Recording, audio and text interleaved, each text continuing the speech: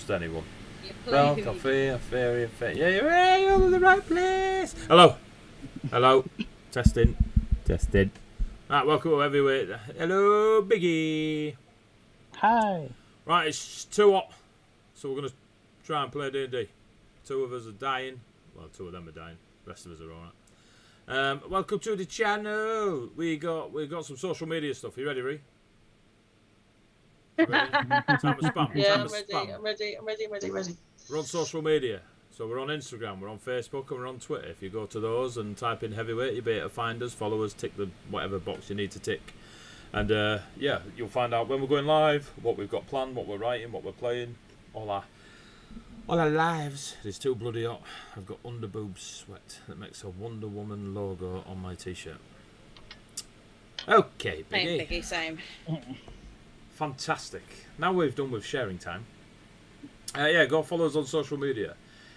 We've got sponsors because we are famous. Our first official sponsor of the channel is Sirenscape, who provide beautiful sound sets, musical ambience to go with your games. If you're sat around a table and you've got a Bluetooth device or a laptop or a PC or a phone or anything else that you can hook up, you can play some cool sounds like Dragonfire and Orc Fighting and Mountainsides and Storms and Days Out at Sea and Enchanted Forest. It's super cool. If you play online like we do, we've got a web player app that your party downloads. One of you hosts the game and then you play the music and it goes through their web player app. Woo! It's good. Go check out Sirenscape. Not a sponsor. Discord. Want to come and join us on Discord? We'll talk nerdy to you. Follow the link, etc. Share the link, blah blah. Get your mates to come in and we'll all be nerdy together. Yay! Second sponsor, Lucky Battle Mats. They are amazing. And as proven by every time they drop a Kickstarter, it is immediately funded within seconds of it going live. Because they're very, very good at what they do. So if you like to use battle maps in your TTRPG games, go check them out. They do A3 size, big, giant book of mats, large book of mats, big book of mats, little book of mats, half little, like, there's all various sizes in there. Go check them out. They're really good at what they do, and they do digital versions of everything they make. So go check them out. They're super, super cool. Who's the other one? Go to Roll20's Marketplace and type in Coyote Grey. You will see some badass chibi tokens, thousands of them, to use in your virtual tabletop games. You can use them on Roll20, Foundry, virtual Fantasy Grounds, and there's another one I've missed, but there's loads of them out there. You can download the tokens and use them, but you can only buy them on Roll20. They're amazing. I bought them all. I bought the Cyberpunk ones, everything. They're super cool. I love them. Please go check out Coyote Grey. Also, we will likely use every now and then during this campaign 2 Minute Tabletop, who are also map makers. They're not a sponsor, but they're really cool at what they do. They've got some really cool hand sketch maps that I've got plans for some specific ones. So yeah, check them out. Say hello. YouTube, if you go to YouTube, we got 3,042,006.2.5 feet tall of story time on the channel. Go check it out. It's absolutely amazing. If you happen to catch our lot on Sunday, the Dice of the Beholder lot, they're amazing. They've got their own campaign going. You can go check them out on YouTube at Dice of the Beholder.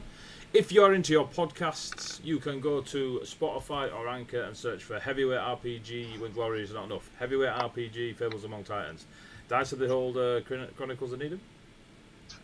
And you will get to follow our three campaigns. Dice of the Beholder's campaign's been going 80 plus sessions. Fables is 70 plus sessions. And obviously When Glory Is Not Enough is we're on our session 19 tonight, folks. Woohoo! Yay. And the artwork you see before you on the characters is done by Becky Appleyard Art. So go check her out on Facebook. She does some really cool little chibi artwork herself. If you go to DM's Guild, we got 2 books on there, 2 source materials. We got one, Tasha's Heavier Crockpot Bits and Bobs. It says been out over a year. It's been out nearly 2 years coming up, I think. 81 pages of subclasses, spells, artwork, and everything a TTRPG player wants. Less than $10. 200 plus copies sold. Absolutely amazing. Absolutely amazing. Go check it out. Super nerds come together, done artwork, come up with some cool source material.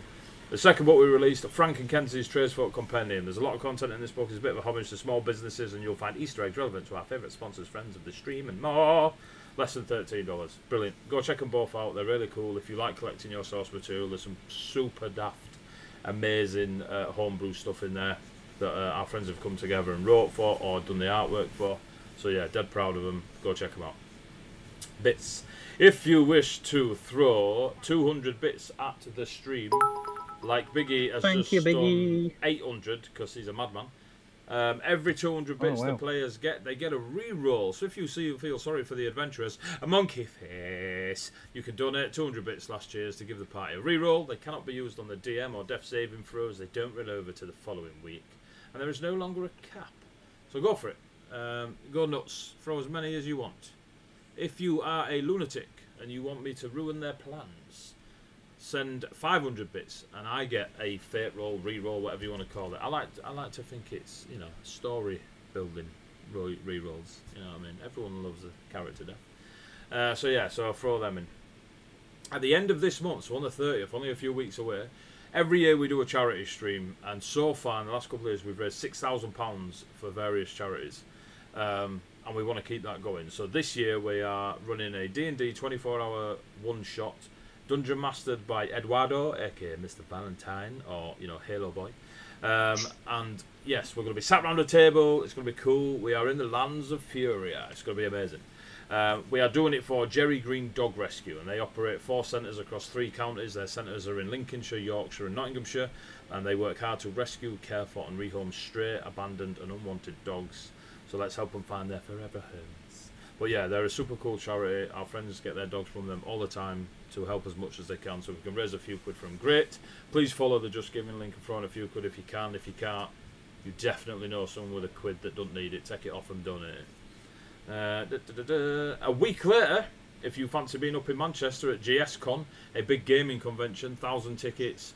I'm going to be there running Dungeons and Dragons. There'll be a one-shot on Saturday, very likely a one-shot on Sunday, because we've been given the 300-person seminar room for the entire weekend at Manchester Metropolitan University, or whatever it's called. It's at that big Manchester. Follow the site. Go to the site. It's really cool. All the Tuesday lot are going to be there. There's going to be cosplayers. It's going to be brilliant. So come and have a look. We'll talk nerdy to you. It'll be great. It'll be great. And we'll put Sirenscape through the seminar sound system. It'll be absolutely ambient as fudge. So yes, go check that out. Ba-boo! I think that's it, isn't it? Everyone that does the last that does our emojis, she's called Friday. She's amazing. Come on, Ree. This is why you're not allowed to do it, because you just spam every link from the dawn of time. I thought that was all of them. All right. Go check out Errant Flame on Instagram. Her artwork is phenomenal. Like, she's super talented, and I use her as often as possible regarding chibis, character art for Colossus, etc. If you want a bit of our merch, you can go to Redbubble, and we got our 2 t-shirts on there. One of someone who looks remarkably like me from the neck up, holding up a world. It's cool. I love it. It's the favourite thing I've ever seen in my life. And if you believe there are no dragons in Colossus, there is also our No Dragons in Colossus t-shirt, which is super cool. And I should really get pictures of these to put them up on the stream. If you want to follow along in the world of Colossus and the lore that we write, you can go to World Anvil and follow us at Colossus-Heavy, and you'll get to see the stuff we put up there and any more stuff we put up there as we go. And here's our players' pronouns. There you go. Anything else? Anything else? Cool. You go ahead. Woo. Recap. First of all, let's get some music. Do. Probably not that. I need my recap. Need your recap, just in case you don't know what was happening. Recap. My recap. We got. I just want some generic. Don't know about this. Oh, that's a bit.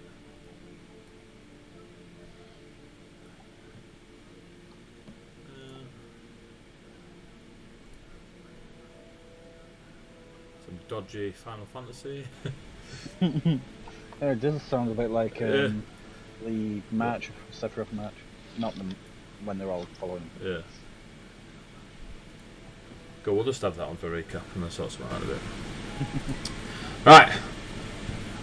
The party have recently just left the town of Clay Eye, a fishing town. Some might call it an historical place, as it will forever be known as the town that got away. You attended-ish the Feast of Stars. The patron of said feast was Gluttonius, a dwarf of some renown, apparently, or trying to get renown, who knows.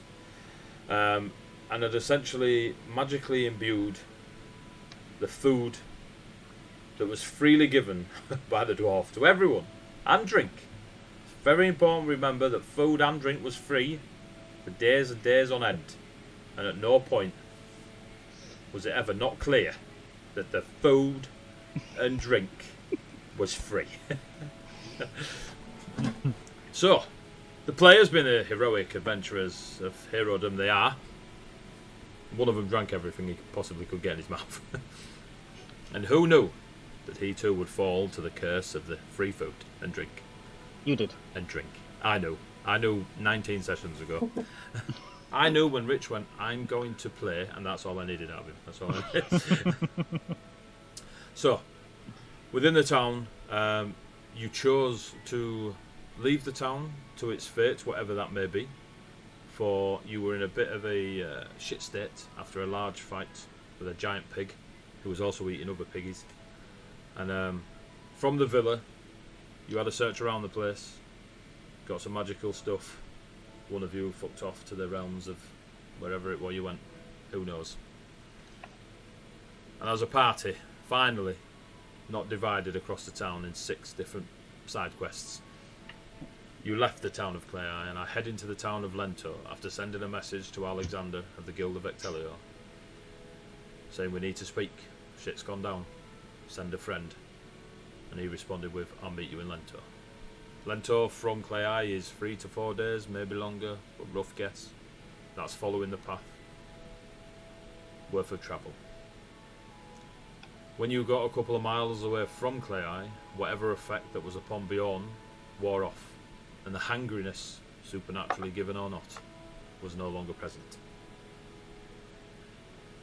You went for a walk, chilled for a moment, and I believe had a short rest. Ish. Long rest. I think we were going. You were saying You were going for, yeah. but you hadn't had it. Yeah. You found a lay-by, a few hours travel away, trying to put as much space between you and Clay as you could. It was the night when you left, and yeah, you settled down to camp. The lights of Clay miles away behind you. You can just see them as the true night descends. And as the small fire is going, Althea and Bjorn, you are left on the first watch. We until left. Velk jumps We in. left it. We left it with me doing the identifying, and I just turned around to Rhea and said, "Rhea thinks about telling Bjorn about the copper ring." I went, what copper ring?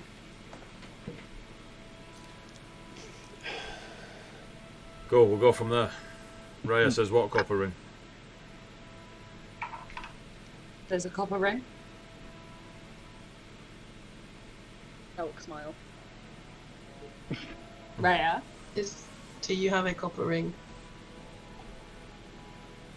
Elk smile, because that usually gets them out of people asking questions.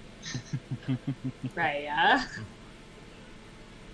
Don't you want to know what it does if you do have a copper ring? You might get to keep it. If you're really that attached to it, maybe you could keep it, but shouldn't you get it checked?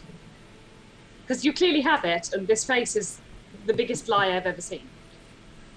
Deception, no. Well, if you ever want to know what it does... I mean, it could be something that's incredibly helpful to all of us. Yeah, could be amazing. Could be.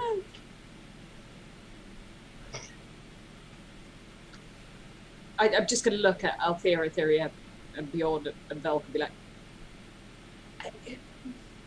okay. Let her keep the ring. Yeah. What if it's a ring that fixes people magically immediately? What if it's a ring that is really helpful to us in a situation where we need it? At this point, as long as it's not dangerous, We don't know that. We don't know that. we don't know it. Sorry. Rhea, is there a reason why you don't want the ring to be identified?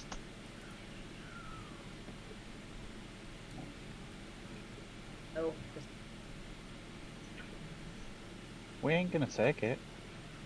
The Velk smile is getting wearing on Velk.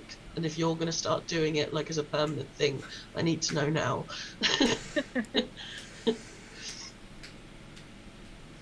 Maya, you know we're your friends, right? We're not here to steal things from you. That would be very weird.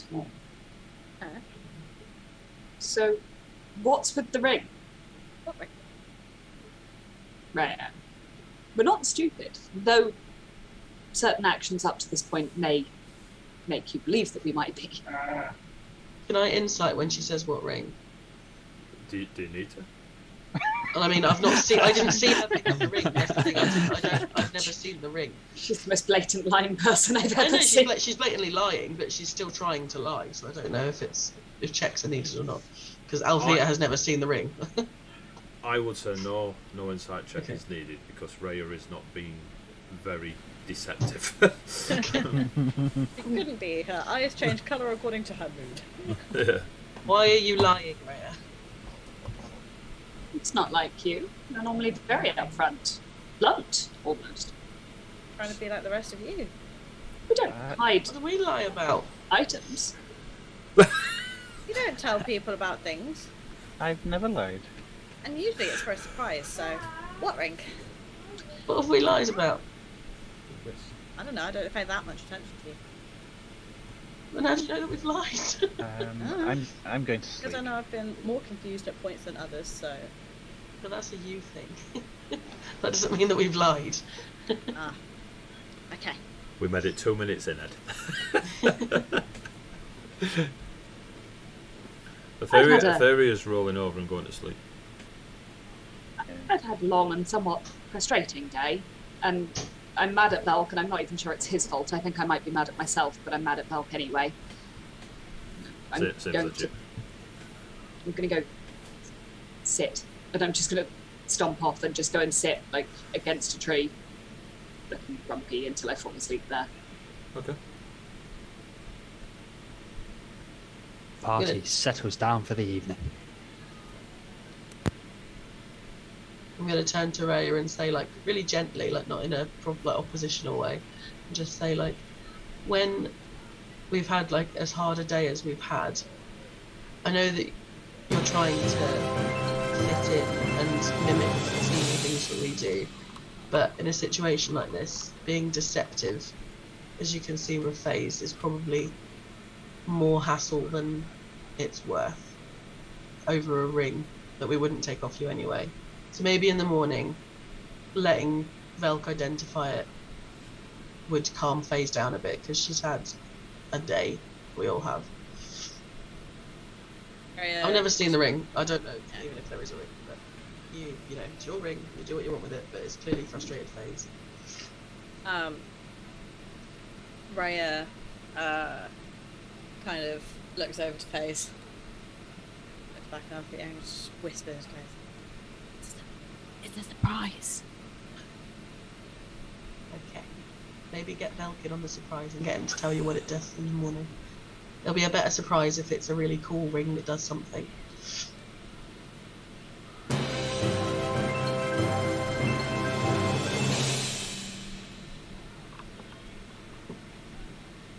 will make FaZe happy. I think it will. But can it still be a surprise?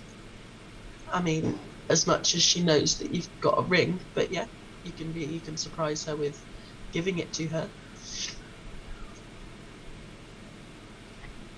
And I'm sure she goes and gives the ring to Velk. I'm sure she'll appreciate it more in the morning when we're not all absolutely shattered and covered in rat goo. And I'll give Rhea a little, like, one arm shoulder squeeze, like probably the most awkward thing you've seen in the world, but like and then go and sit next to Bjord. So Aetheria's asleep. FaZe is going to sleep. Rhea, you've given the ring to Velk. Are you going to sleep? Yeah, I'll go fluff up next to FaZe. If she comes over, I'm like, that's yours to hold on till morning now. Everyone's settling down. But I don't want to lose it just in case. So if I give it to you and you lose it, it's then your problem. You can maybe give it to one of the others, but Well, everyone's telling me to give it to you, so. But Just everybody's gives settled him down the- for the evening. I just don't take it. You're not. So she just kind of places it on the ground in front of him, and then walks up and goes to snuggle up next to Face. Stone squirrel. Pew! Seeing this, I'm just gonna put put my head in both my hands and start rubbing my temples really slowly. So Ray, are you off to go sleep, like snuggled into Fizz? Correct. Yeah, I totally allow that and just sort of lift an arm and then snuggle Raya. I don't know. What are you doing, Doc? I'm going to pick up the ring. Okay. Sorry, Bjorn's going to pick up the ring. If I'm honest, mate, I guessed it was Bjorn. Yeah. Rich just wanders in. Method or what? Richard appears coughing and picks up the ring. Canon. Rich now exists in Colossus as a thieving little bastard. Really like Canon ring- now, you've said it. It's in the podcast. his ring bearer. Oh god. Is that it? You were picking up the ring? Cool. Velcro, what are you doing? Choice. Sighing with relief as Bjorn picks up the ring. I'll just make my bed and start settling down. Yeah. Althea, Bjorn, what are you doing? I went to sit next to Bjorn wherever he was, and then I think as soon as I sat down, he got up. So we sat there like. I'm going to sit back down next to Althea as we agreed we You were going to or take Bjorn? first watch. You've Carry done on. it now, That's the like- last one. That's the last one. Off you go. We agreed we were going to take first watch. So Yeah. I, as Bjorn, I'm going to sit down next to Althea. Ray, what are you and Althea doing? We are I'll just sit like quietly for a minute and then just sort of not like just sort of staring up and just say to Bjorn, who I imagine is sort of sat next to me, so not looking at him, just say like, so have you ever been to the Celestial Plane? Is it a common thing to do?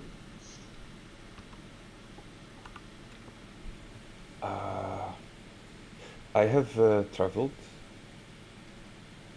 quite far on what I think is this plane, from Laconia to here.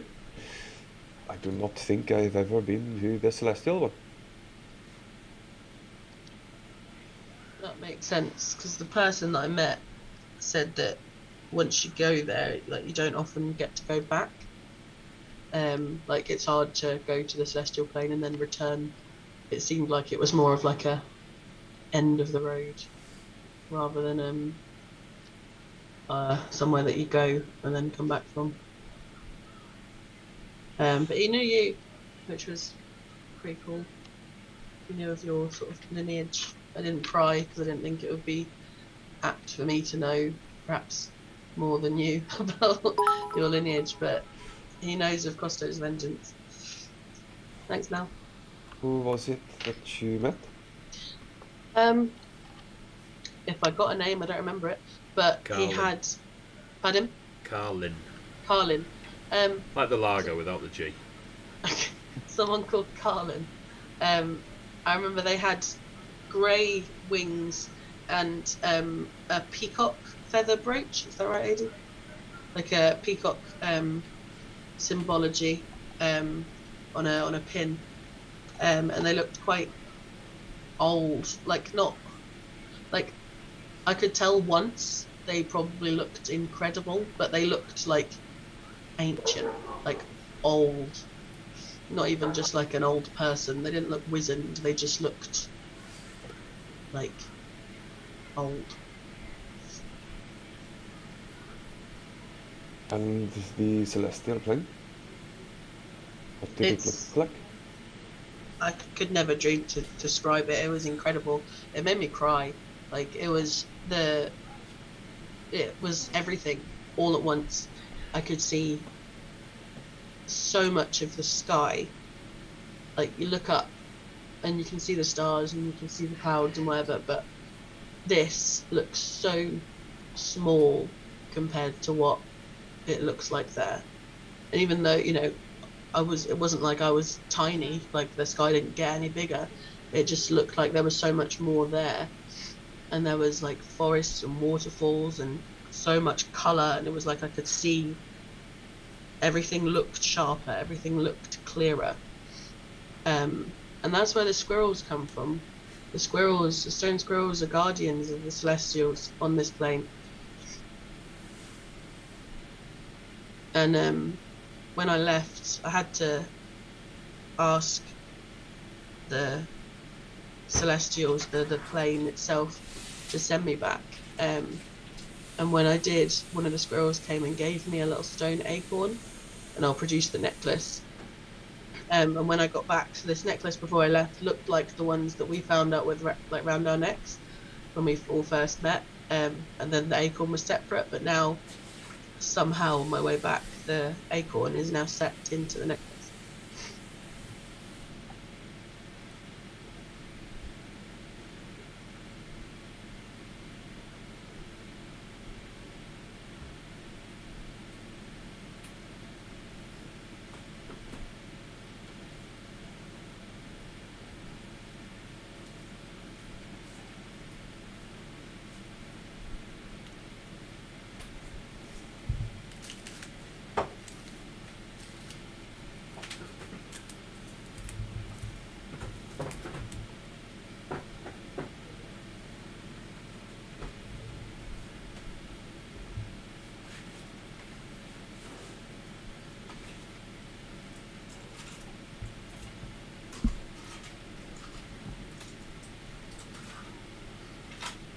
Knows of my lineage. Apparently it's an old one, and I said that I would try and find out more about it as we kind of travel if I get the chance. But yeah, I am Asimar. My echoes. Sorry, go on. No, continue. My echoes come from. They're not celestial. They don't come from the plane of celestials. They come from the plane of echoes, which is separate, but they are linked to my celestial lineage. It was quite strange. I'm just gonna look over to our sleeping companions. Did Carolyn happen to mention the face? Yeah. It seemed like what he said about Faze is she's fallen. She isn't like apparently me and you are different. We're not. I don't know how many different types of celestial there are, more than I could ever imagine probably, but Faze is different in that she is fallen. She was celestial, her lineage was celestial, but then something happened which means that they are separate now. I, like I say, didn't pry because it's her history, not mine.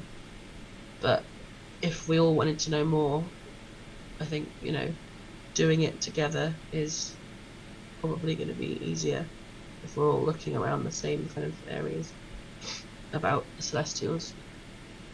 I suppose, though, that it is good to know for definite that if we all live well, you, I, and Face, we may end up there one day.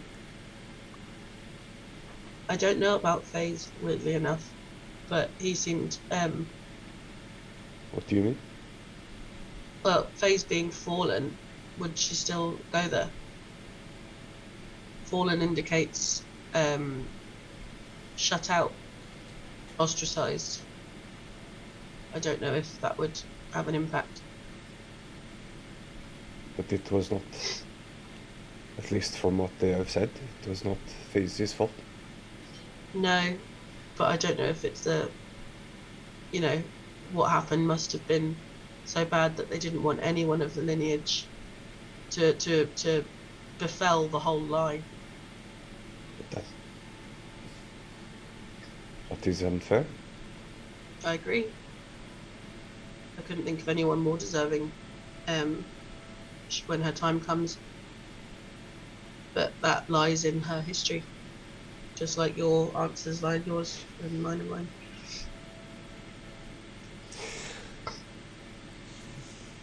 I do not need to know, or feel the need to know that much about the history of my line. I just think it was cool that he'd heard of you. You're like a celebrity. There is such a thing as being infamous as well as famous. He has perhaps heard of me for bad reasons. He has heard of you. That's it. But you have heard of me. In Vaconia,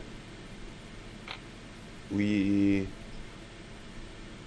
hope that when we pass from this plane and this life, we will end up in perhaps our own heaven, paradise, whatever name you have for it. But all we do, we cannot be sure we will get there. All we do is live well and hope. But in living well, we help others to live well also. If It is unfair if, through no actions of their own, someone would be denied that because of something that was done to them. it is. I agree. Maybe, I don't know, I don't know if there's how any of it works. There might be redemption for Fays. I like I say, don't know. But if you are celestial blooded, and you will one day, as an Asimar, return to the celestial plane, you are also linked to Costo. So who gets you when you die? What overrules the other? You are Costo gets your soul in return for the powers that he gives you. But I have not sold my soul to Costa. What's your deal with Costo then? How does that work? When I was younger, growing up,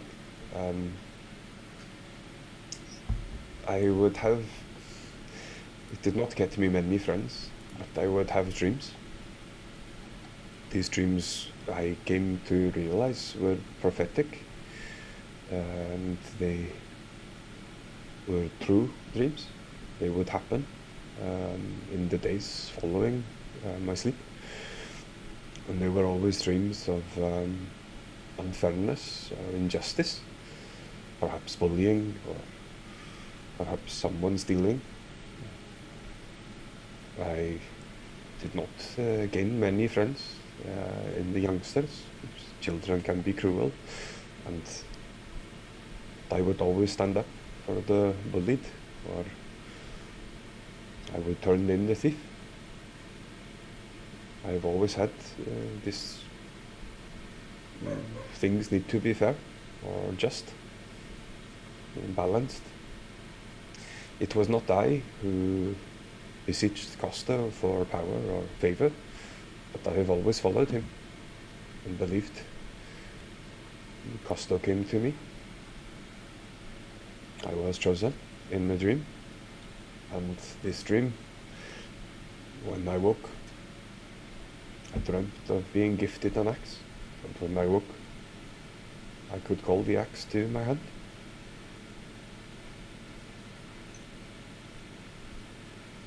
Costa himself is a Celestial. This is the Vendari. They are the highest, the oldest. So Costo, if Costo is celestial, he would exist in the celestial plane. So you would go to him on that to kind of cancel each other out. Then that's quite good. I would hope. Perhaps, like my father likes to say, perhaps I will just live in a moment, stretching forever, wandering the fjords and playing on the tundras on the perfect day. That is what my father wishes.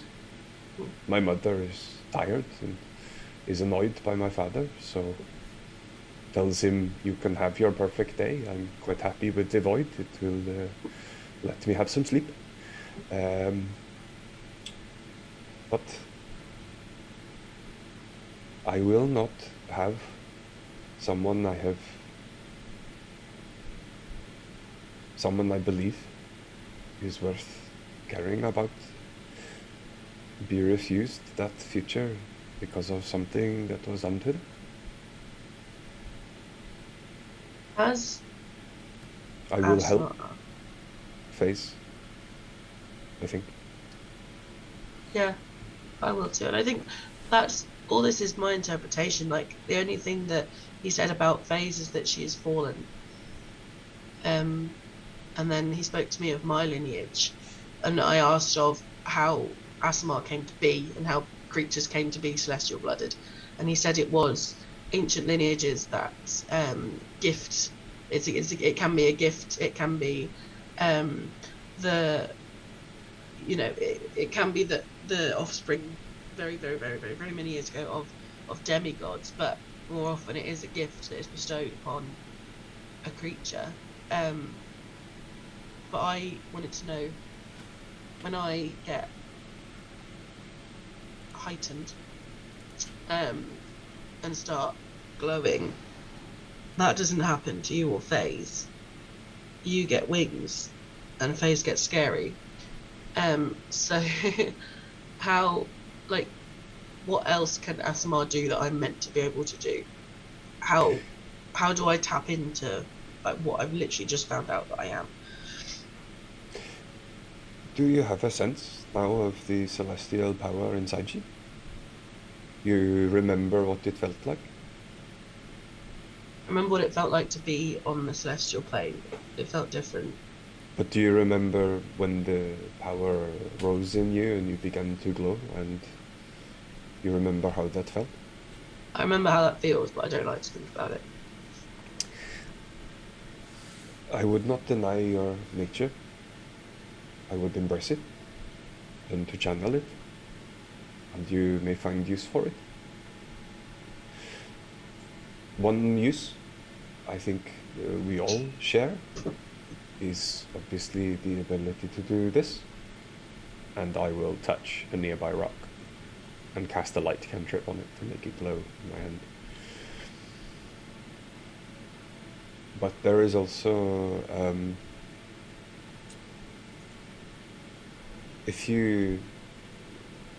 there's only a small use of the energy inside you, but you can also do this.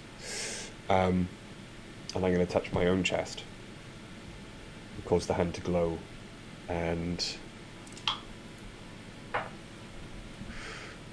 I'm going to regain 4 hit points.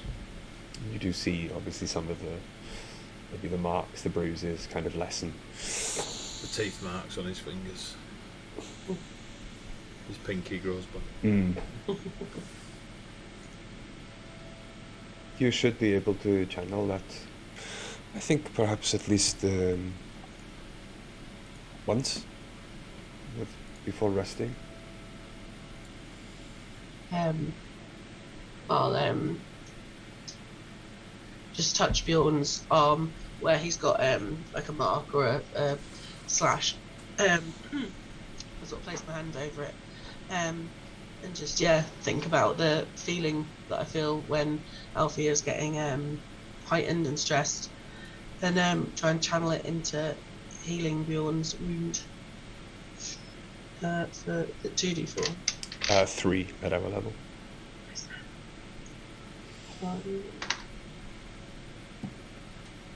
We can choose how many to use, though, can't we? No, it's a flat because of the recent race change. It's a flat 3d4. So 3d4 once, and that's it. Mhm. Okay, so you get 8 back.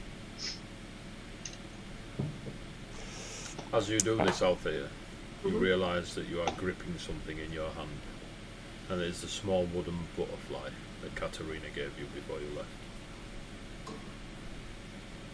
Katerina gave me an acorn. I don't remember getting a butterfly. A wooden butterfly. Oh, right, okay. Cool. You've recently got an acorn off a squirrel. Yeah.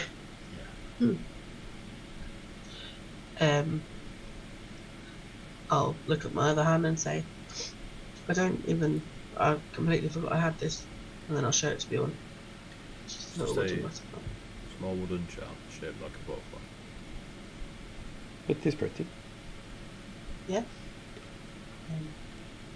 So just put it in a bag. Well, as I said, I was, well, I have not perhaps told anyone, but the story of not my birth, but being found as a screaming baby in the woods, means that whoever my true parents are wanted nothing to do with me. I have no real interest in looking them up. However, if you wish to find out more about your lineage, and also if you will agree to aid Faze with me, I will certainly help you too. Because as yeah. you say, Faze may be fallen, but we can help her rise again, I think. Yeah. I'm interested in my lineage in the sense of my echoes. My parents are my parents. And I have very early memories of them.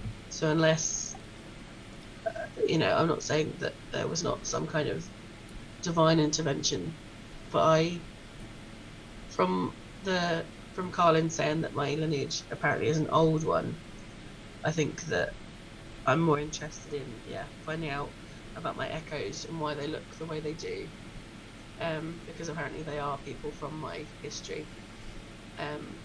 I'm trying to make note of what everyone looks like, but yeah, I think Faze definitely takes precedent in that she is, by the sounds of it, excluded, and it's something obviously that she hasn't done. Which is annoying. With your echoes, Althea, Mm-hmm. can you only call them in battle? No. Then perhaps you should take time when we have a moment to rest, such as this, to call your echoes and learn more about them. Yeah, I think that You have the chance. I don't know if it's daily specific, but when we were fighting that big boar thing, one of them got destroyed and I called it back straight away and it looked the same. So I don't know if it's situational, depends on which one arrives, but that's something that can be looked into in the future. Yeah. Celestial flame is pretty good. I find myself jealous of you, but you got to visit and I did not. Hopefully I will get to see it at least once before I die. Need to find out what Stone Squirrel's like. I feel like I need to say sorry. So we need to I need to find some kind of gift for them. I don't know if they're like magpies where they hoard things, or if I just need to stock up on like peanuts or something for them to eat, but I don't know. I think perhaps you should try and find this out in secret without maybe Rhea seeing. Yeah. Do not think she has forgiven you yet for the first time you caught one. They gave me a gift, it's fine. I feel like I'm forgiven. We do not know what the gift does yet. No, hopefully I'll find out soon. And Alfie's going to put the necklace on, because I realise I haven't actually done that yet. Put the acorn necklace on. Who should we wake up next? I think perhaps Etheria. Yeah. Faze did not gain the victory I think they sought today. I think perhaps leave them sleep a little longer. Yeah. They have earned their rest. I think we're going to finish, I'm assuming that's not been 2 hours, but we're going to finish our rest and then wake up Etheria. Just Etheria? Yeah, and then we'll see if she wants someone else with her. But I don't think we can cover the whole night if we do it in pairs every time. You finish your watch, you have your conversation. It becomes very late night, early hours of the morning. And you wake Etheria. Etheria, you are woken by 2 angels. Morning. Not quite, but Uh, still pretty dark. yeah. It's your watch. Yeah. Hope that's okay. Yeah. Go sleep. Althea just flat out It's been a rough takes off the armour. I'm gonna get a bedroll or pillow somewhere and try and put it under Althea's head. So she's just kind of. It's laid flat on the rock. And I'm not gonna wake anybody. I think I'm going to just start doing my nightly ritual with my swords and just walk the camp every now and then. Okay. Give me a Arcana check. Ooh. It's gonna go so bad. That one. That's 14. During, you've a couple of hours to take for yourself to perform your rituals on the sword and such. During one particular ritual, as you're running your hand up the blade with the silken cloth, your hand slips as if you've gone too far and off the end of the sword, but you're halfway down the sword, and your hand didn't slip off the sword, it slipped through it. And there is a etherealness to a segment of the blade. It's not like hard defined lines, but it's as if the blade is solid and then into the ethereal and then back to solid in a fluid shape. And you test a few more times and your hand does indeed, and as your hand goes through it you can see your hand goes ghost-like through the etherealness of this part of the blade. And then as quickly as you noticed it, it's back to being a solid blade. Oh. I'll take another piece of silk and slice it, just make sure my sword is still a sword. It performs how you need it to. Yeah. Well, I'll finish up, sheathe them, and then I'll just pace the camp. Give me a perception check. Mm-hmm. That is more like me. That is a 2. Oh. Still thinking of my sword. Oh wow. No assassinate would be this useful. So, on your 2, as you're potting around, you come back, you sit down, have a look around. It's near end of your watch. It's a bit of a strange feeling. You swear someone's watching you, but you can't say nothing.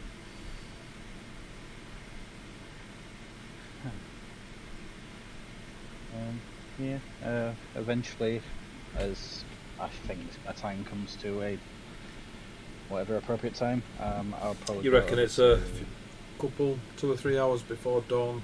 You could definitely do with taking advantage of those couple of hours and get someone else to. Yeah, I'll just quietly send a message to Velk and say, Velk, do you mind taking a watch? I'm assuming the message is waking me up, right? Yeah, well. That'd be amazing. It was from a dream.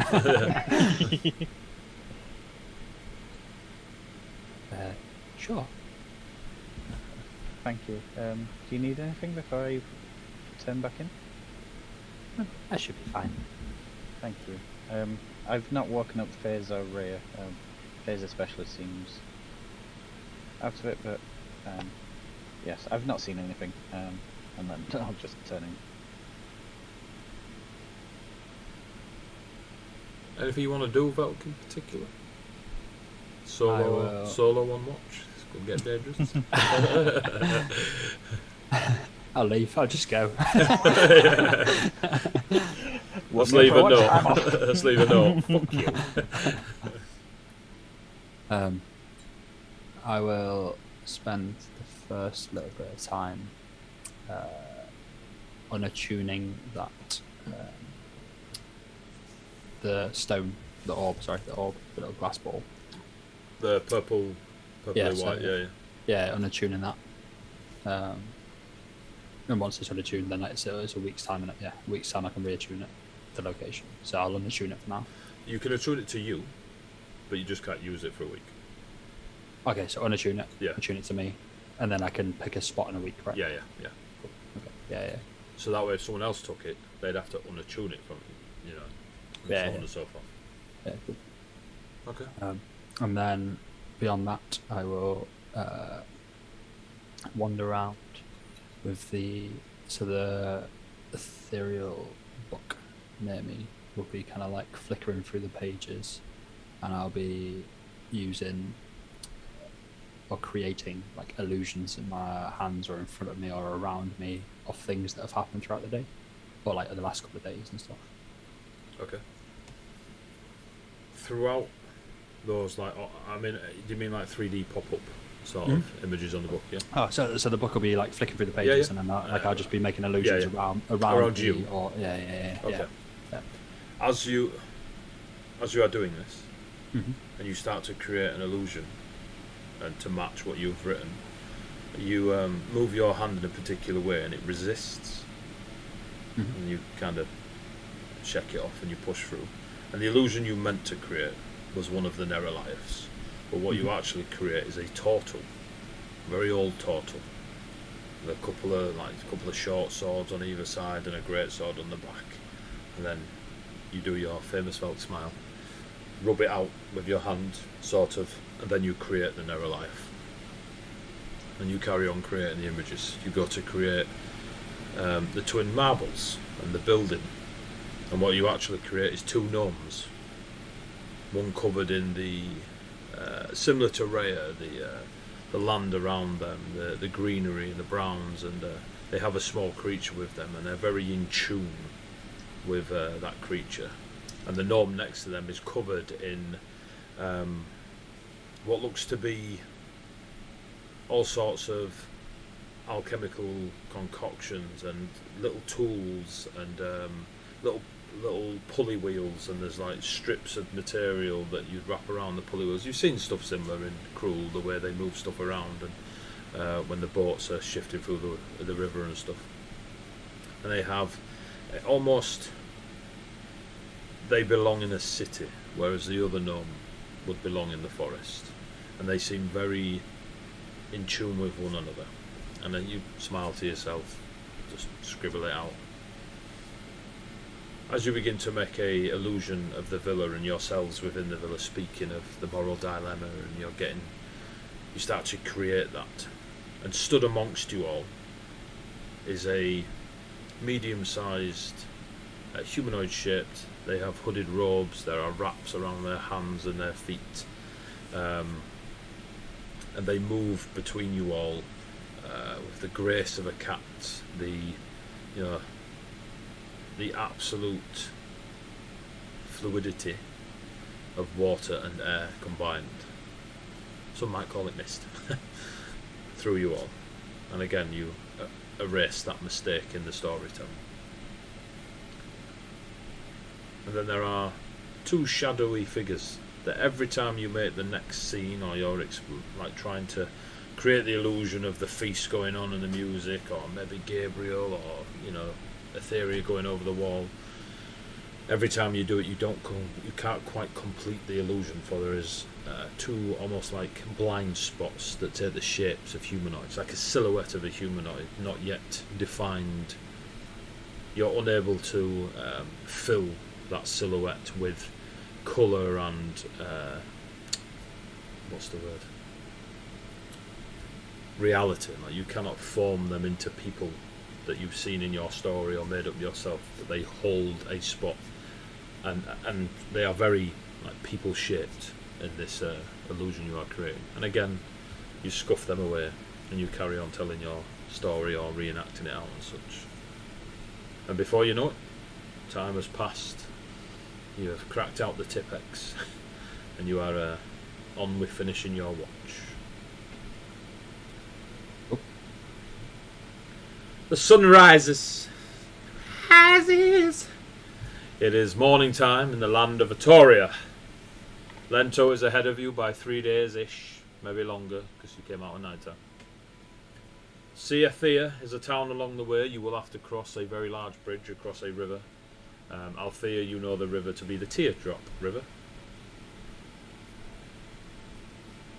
You can follow the paths or you can cross country. It is entirely up to yourself. There is an enormous mountain range like immediately to your west. Like it is ridiculous how large these mountains are, but you are obviously quite far away. But you can see them. Can we press a button? If you wish to push a button, tell me which button. Do we get a long rest? You do indeed get a long rest. Yep, that's the button. Before we set off, It's alright, go on. upon waking, I just want to grab Velk. Velk, can I borrow you for a moment, please? Sure. Wander off until we're private, away from the group. Hand him the copper ring. Can you please identify this? Rhea would like to keep it a surprise, so... Bjorn heads away from the party to take a look at the ring that Rhea has handed him. And I'll start identifying. And he's back. So, such a short time, and you spent it without fear. Okay, assuming you guys stay away from the party for 10 minutes while everyone's making breakfast and waking each other up, Valk, you identify the ring. It is imbued with abjuration magic, and it will increase a person's AC by 1. Must be attuned.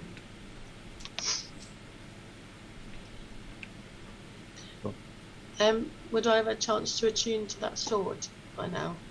Over like the Oh, during my but watch yeah, and stuff, during your yeah. watch and breakfast and such. Yeah. What does that do? The flamey sword. Flamey gunnar sword. The flamey sword. Okay. Gunnar So, sword, do yeah. you want me to, like I already told you, right?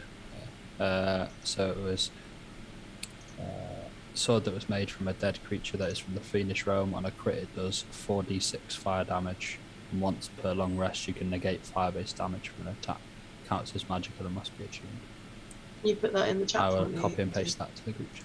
Thank you. I'll have to add it as homebrew on. I love Velk because I was scrolling through my documents. I should probably It's have a not- magical items document. Is it a homebrew thing that you've done, AD? It's not going to be on. Yeah, it's Beyond or homebrew, it anything? won't be on Beyond, Okay, yeah. cool. I'll add it on. Right.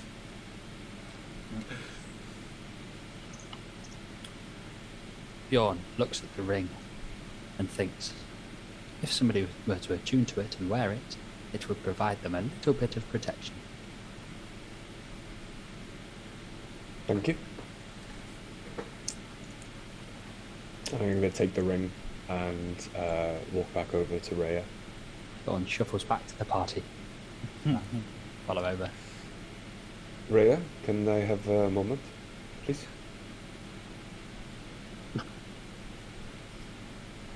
And just wander off again. Rhea, do you follow Bjorn? Yeah. Cool. This is such a different pace to last session. I'm just going to hand the ring over to Rhea and say, you wanted this to be a surprise? Velk has identified it, and if someone was to attune to it, they would be better protected from harm or being attacked. Didn't give them anyway, but we give them to Faze, and Faze is always going to be protected. But thanks. Takes the ring and just toddles back. Anyone else you want, Bjorn? No. Cool. Just every single person. Ferry is sat there watching him come back from Wait, my turn. checking your ticket. So, I'm Ray, 70, what the fuck? yeah. What are you doing, Ray? Are you giving the ring to Fairs? Not right now. Cool. On a deathbed. I got you this ring of protection. So, is the plan to go to Lemter to meet Alexander's friend?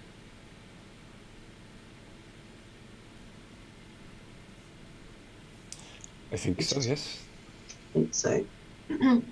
Don't see much, not much point, but much that can be gained from going back to Cleo.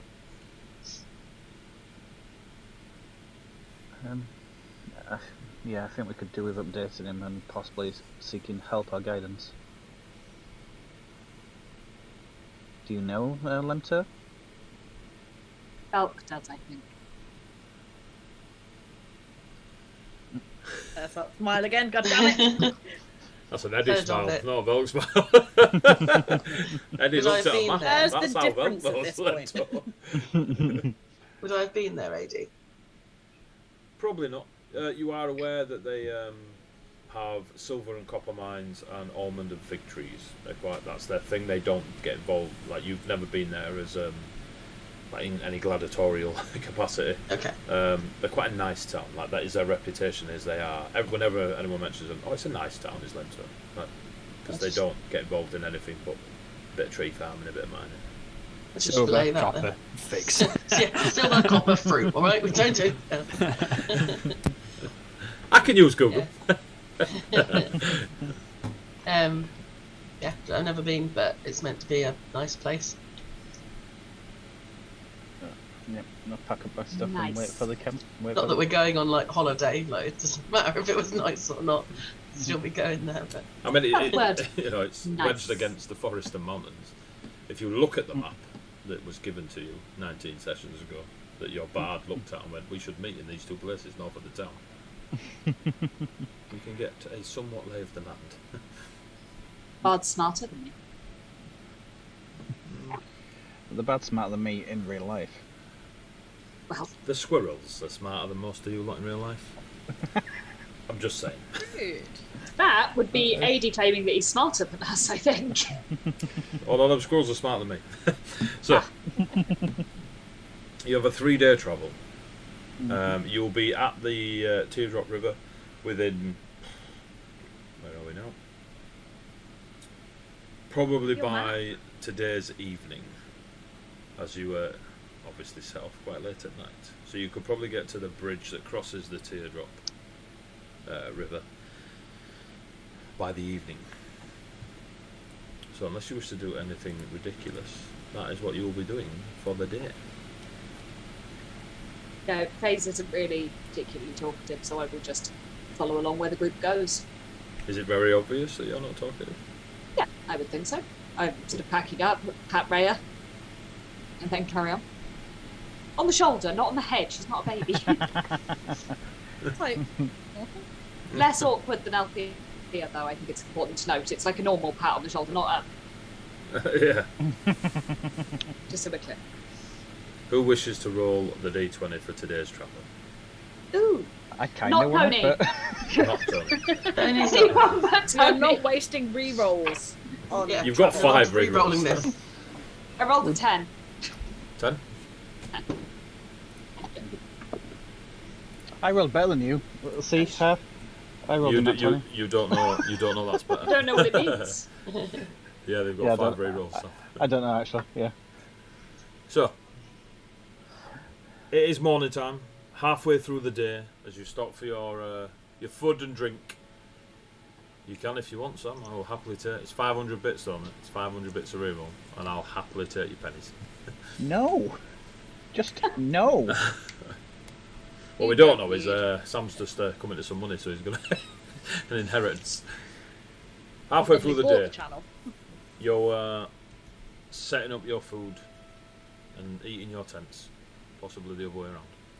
You notice, or at least FaZe notices, 2 large wooden chests, maybe 15 feet from the path that you are currently walking. This is a well-walked path. Merchants and travellers use it all the time, and the 2 large wooden chests are about 15 feet from said path towards the east.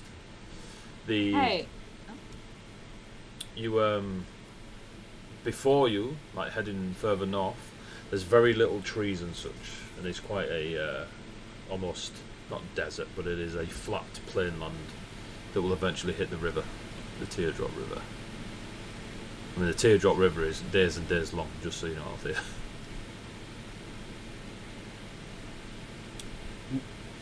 You notice him first, FaZe.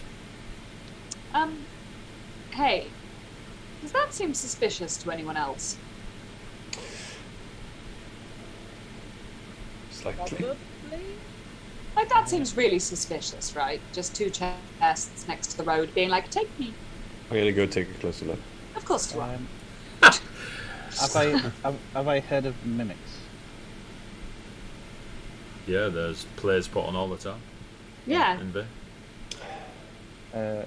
I'm going to throw a stick at the chest. Bjorn's walking towards them. Don't be a mimic. Don't be a mimic. As Bjorn walks forward, Bjorn remembers he could just look at them. Yeah, but I can look at them from quite close up. They're 15 feet away. You did quite close up by the sounds of it. I'm going to stay back on the path, going, I'm not doing any of the boxes. Whilst FaZe is distracted by boxes, can I slip the ring into a bag? I am never going to find it, just so we're clear. Yes, you can. Sleight of hand. Fantastic. Sure. That ring's gone now, guys. Soz. No, you are going to find it because that was a 6. Even your passive, you'll notice that Rhea, you kind of half turn and Rhea's got her hand in your bag. I'm just going to raise an eyebrow. I'm not even going to say anything. That's better. She realises she has failed. And just kind of slowly pulls the ring out. Surprise! People like surprises, right? Please tell me you like surprises. I'm trying to be normal. I like surprises. I like surprises. Okay. Thank you, Rhea. What does it do? It makes you more protective. I don't think anything needs to make me more protective. Thank you, Rhea, but don't you think... No. It is for you. I thought of you. It is a gift. You cannot reject a gift. I'm not rejecting the gift. I just think that as someone who doesn't wear any form of armour or is half made of metal, maybe it would fit your Velk better. I didn't get the ring or anything else because I didn't know what it did. I got it because I thought of you. Thank you for the surprise, Rhea. I absolutely love it. And I'll take the ring. Rhea. He smiles and kind of turns around to Althea at this point. In my culture, at least, when one person gives another person a ring, it tends to signify like them offering some kind of union, rather than just being a gift. Confused for a second, and then she goes, friendship is a union. Yeah, Not wrong. that's totally a thing. Is Bjorn still alive? And I'm going to carry on holding the ring like this. So, Here's a ring I rubbed for you, friend. so after I'm going to go FaZe stand next takes to Bjorn. the ring Where? from the unseelie fear, So Bjorn, we're within 15 feet of it, right? yeah. You're just So it should be like, Bjorn remembers. He can stand further away and look at it. Bjorn carries on walking. Stand there with my arms crossed next to Velk, like, you can only warn him so many times, buddy. Like, this one isn't on you. Don't worry about it. You've really tried this time, though.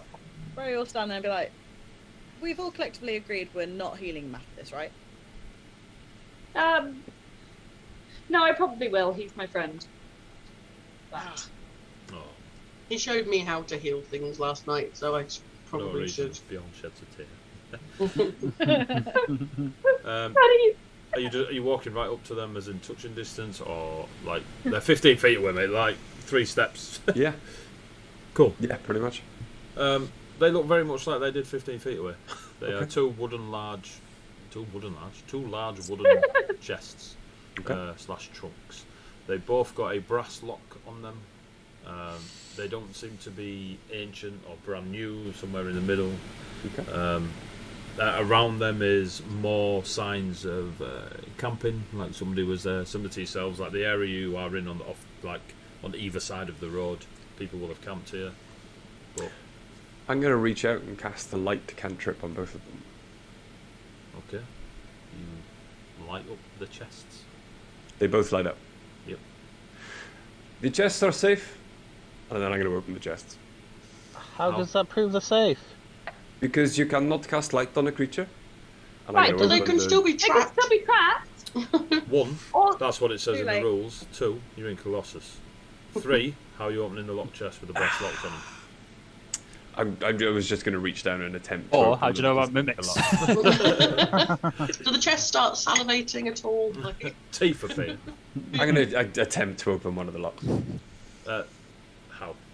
Like there's no key. It's just a brass. Is it Are you, solid? Yeah, it's it's key. not- Yeah. You could Okay. you could strength it, or you can. Do you have thieves tools? No, I will attempt to smash it off with the axe. Cool. Just give me an attack roll. Cool. Against the mimic chest. 500 Oh, for me. why? Can I look down the road to make sure there's no owner stood there getting upset at his chest being attacked? You can give me a perception check. That is going to be a dirty 20. I see shit. You smash the brass lock off quite easily with the blunter side. 6. Why do you even play this game, Tony? Like, just play like Street Fighter, and then listen to the podcast, and then it's the same thing. Fun to fail. What's going on here? Yeah, you smash the lock clean off. When you've finished dying, let me know what you're doing. Thank you, Sam, by the way. And then I will attempt to open that chest. You pop open the chest. It is filled with very nice clothing. All seems very Artorian in fashion. Okay. Similar to what a lot of the bards and stuff are wearing in Ectelio's guild. That it's expensive fashion. Okay. Bjorn, Yes. don't you have magic eyes? Yes. Have you used them Many times. on these chests? he did go blind the last time he used them. I can see why he would be apprehensive. I Right, will but that's- I will activate my Eldritch Sight. Does it see through stuff? Yeah, it's anything magical in a 30-foot radius. I can sense it. I can see its aura. Okay. All of the clothing in there is illusionary. Oh, As wow. in, not the clothes are an illusion, as in they ping illusion. Ooh, okay. Anything about the other chest? The other chest, no. Okay. Attempt to smash the lock off the other chest as well. Give me a top one. Oh, 23. You hack it clean off. And flip that one open as well. It is filled with golden coins. Seriously, I have never seen something that screamed trap more than these two chests. I mean, honestly, they could be dancing around holding a sign saying, "We're a trap," and you're still poking. It's a trap. Do you remember that this is the man that played roulette 3 times? But this is just... Bjorn thinks it might be a trap, but he's times. about to be rich. I'll be trapped in the money. Do you know what, Val? For the first time, I think you've said what Bjorn actually thinks.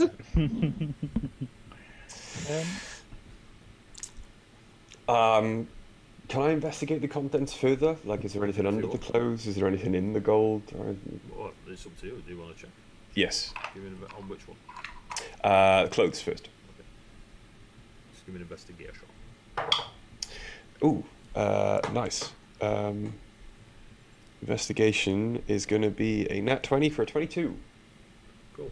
As you rummage through the clothing, it does feel like a trunk full of clothes. There are togas in there, tunics, some thin summer wear, which would be great right about now. But yeah, your magic eyes tell you that every piece of clothing you touch pings illusion, the school of illusion. But it is just filled with clothes. Okay. And can I investigate the other one? Yes. Maybe while he's doing that, is there anyone sneaking up on him from the sides anywhere that we should be aware you of? lot are 15 feet away, so you're pretty sure. There's you can see There's nowhere around. clear as day. Other than Etheria looking further up the road with their keen supernatural eyesight. 6. They saw nothing. I kind of want to check for tracks as well, but I You, don't know you, if you'd include that. you definitely. Now that'd be an investigation, but you can clearly see other people have camped here. Yeah. Recently is, a day to an hours to a day. Do you know what I mean? It's Yeah, not specifically like quite recent going away from the chests, like off the road kind of thing. give me an investigation. Beyond on your investigation on the money chest. That was a 16. Cool. The top, like what you see of the money, as you move a few coins away, it's fake.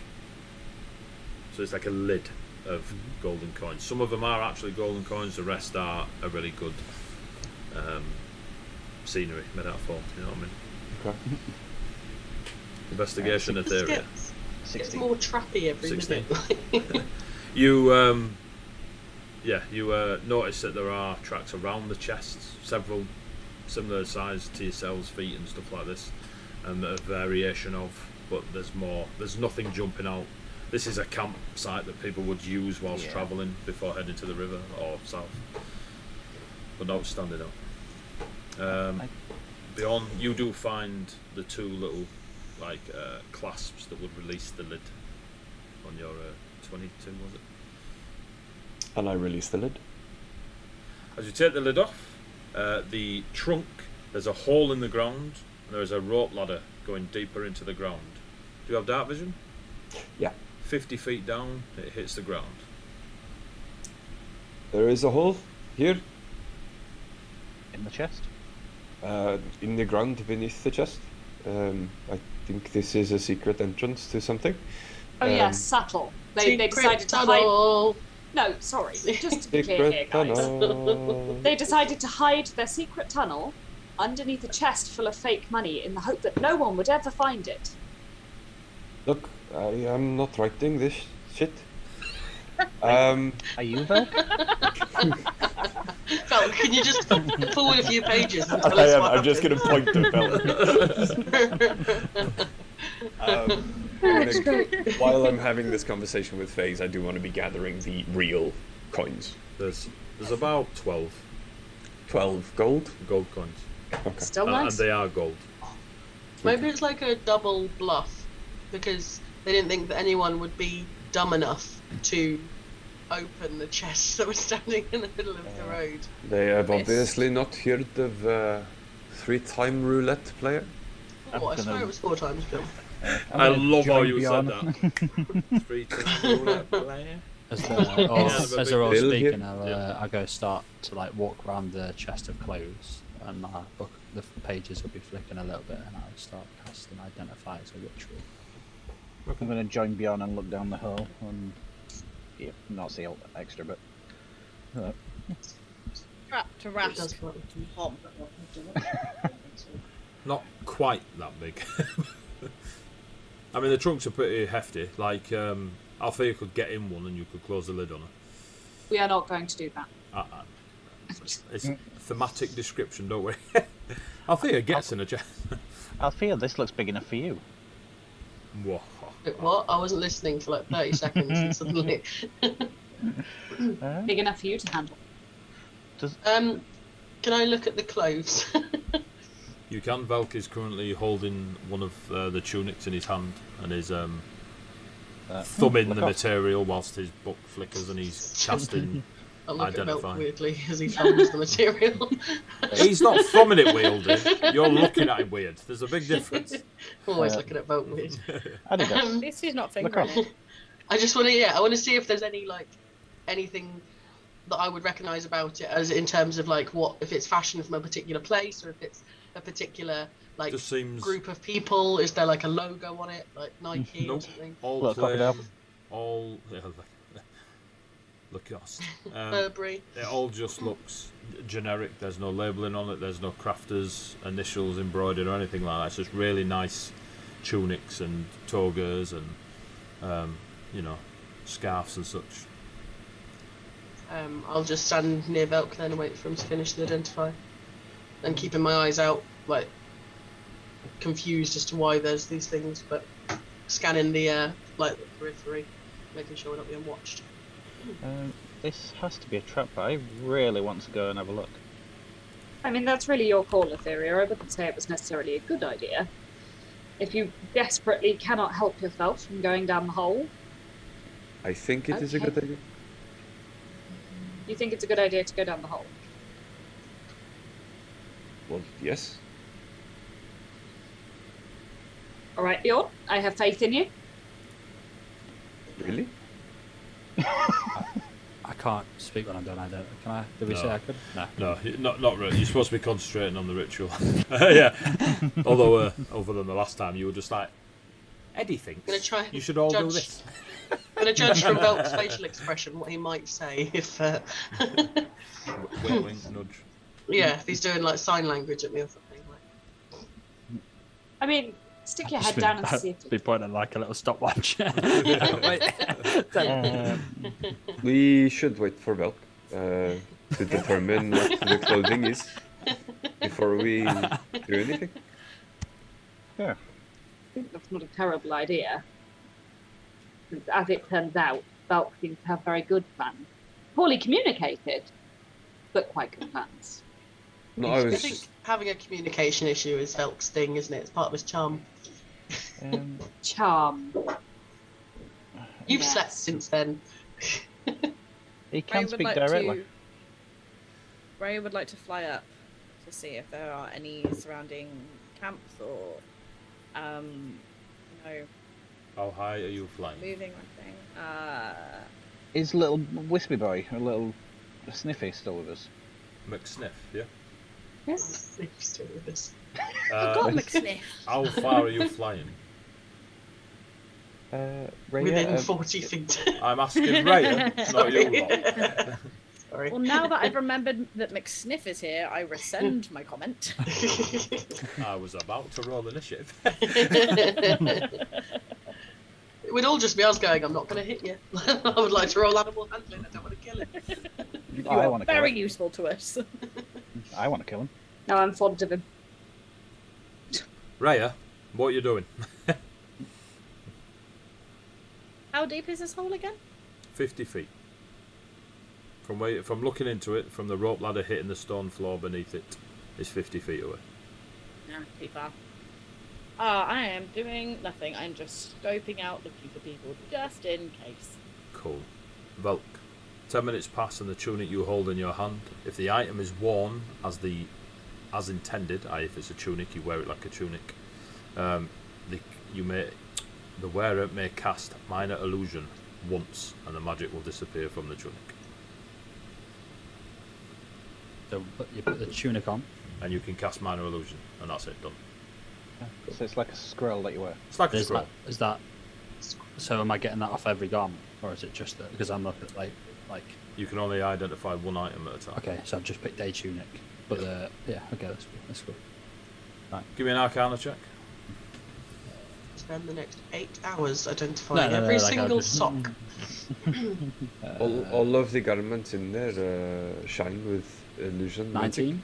19. So between the information passed to you from Bjorn and his Eldritch Sight and your law badness and the fact that you've just done this, etc., you've got a pretty good guess that most of the items in here, if not all of them, will have a similar effect and level of power. None of them are humming with illusion. They're all the same level of hum. Gum. Hum yum. So I would say.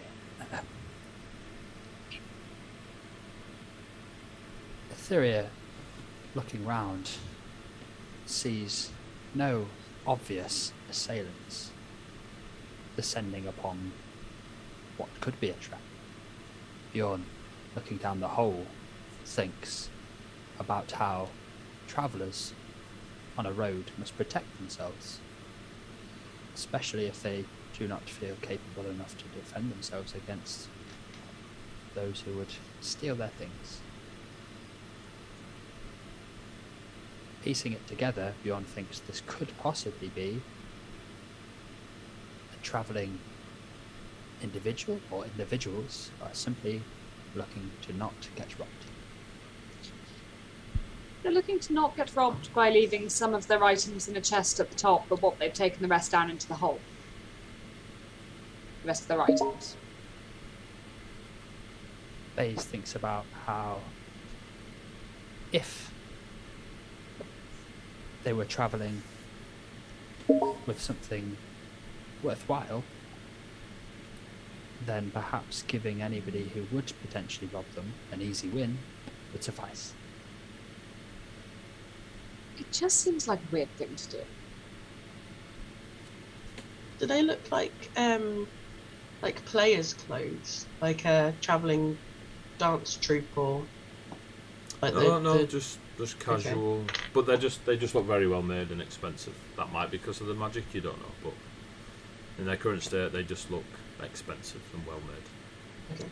But you'd expect these to be worn by just locals of a town, or they don't seem to have any particular function other than just being worn.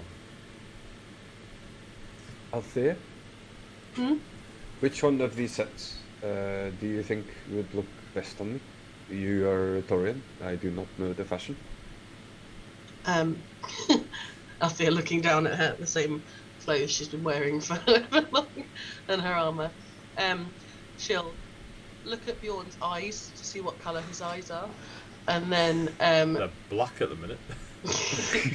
Rummage in the clothes. Normally like icy blue. Okay. Rummage in the clothes to find like a one that's like cool tones, like ice blues and silvers, and pale greens, and hand it to Bjorn. Say, this one. With an awkward smile. Okay. I attempt to wear it very badly over or under my studded leather armor. Are we disregarding the hole then? Because I think... No, I want to go down the hole. Then go down the hole and have a look. Okay, and I'm going to start climbing down the hole. No one thinks that Bjorn is one to disregard a hole. I'm just going to turn to... reaction to that. I'm just going to turn to Althea and go, he was going to go down the hole in the end anyway. Oh yeah, I know. I'm just going to stand at the top of the hole and hope that he makes noise when the thing that doesn't want to be disturbed very clearly by this elaborate... You put a lot of faith in Hope. I'm just to be fair, if it had been a 6-inch hole, he'd have asked for someone to chop and shrink him. Yeah. I'm just going to go over to the top of the hole and aim my crossbow down it. And shoot Bjorn. No. Okay. Cut the ladder. As you begin to descend, the rope ladder is every now and then hooked, not bolted in, but hooked onto pittons that have been smashed into the stone beneath, and it keeps it steady-ish. You get to the bottom, assuming you go all the way. Oh yeah. You get to the bottom, you turn around with your dark vision. When you look up, you can't see them, but when you look forwards, you see a small gnome sat on a rock. They are in a tunic, the exact replica of the one you are wearing. They've got a tiny little goatee that's very thin, almost like musketeer-esque. Their ears are big and round, their nose is bulbous. They have... Their hair is somewhere in between yours and Althea's, and that it is as long. It is a similar colouring to Althea's, but it does hold a few braids in it. And the gnome looks a couple 100 years old. Scattered about them, on the floor in front of them, are lots and lots of copper like utensils, like cups and plates, and there's a few like ladles and Atorian gravy boats. But they're surrounded by almost like kitchenware around him on the floor. Is any of it magical? None of it. Cool. Okay. And before you interact, and you lot, you see Bjorn get to the bottom of the rock and turn and look the other way. Bjorn, you cannot see them when you look up the hole. Okay. Cool. Wow, gems. Thank you, Irish Mike. We're off for a break. Right, we're gonna have a quick break because I need a wee. I'm gonna grab a drink and we'll be back in about 10 minutes. All right, so don't go away. Sorry, Irish. Sorry, we'll be back. Bye.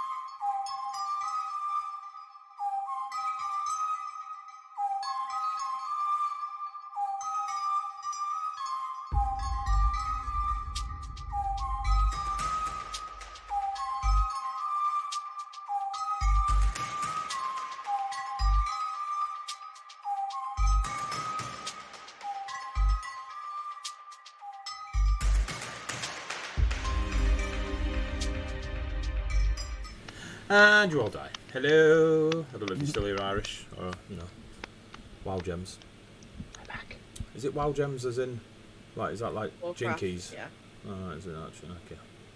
I googled it to make sure. Are we missing out on a key trick here? Like what?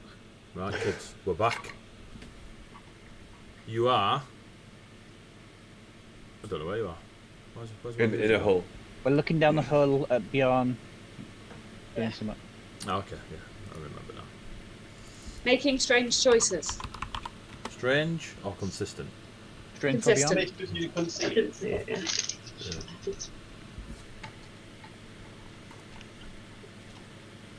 Consistent, exactly.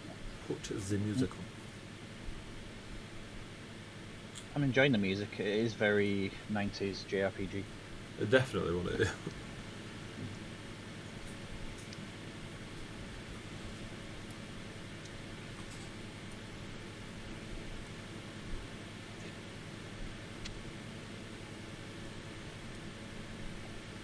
Yeah, you should be able to hear that. There's some of that. Beyond,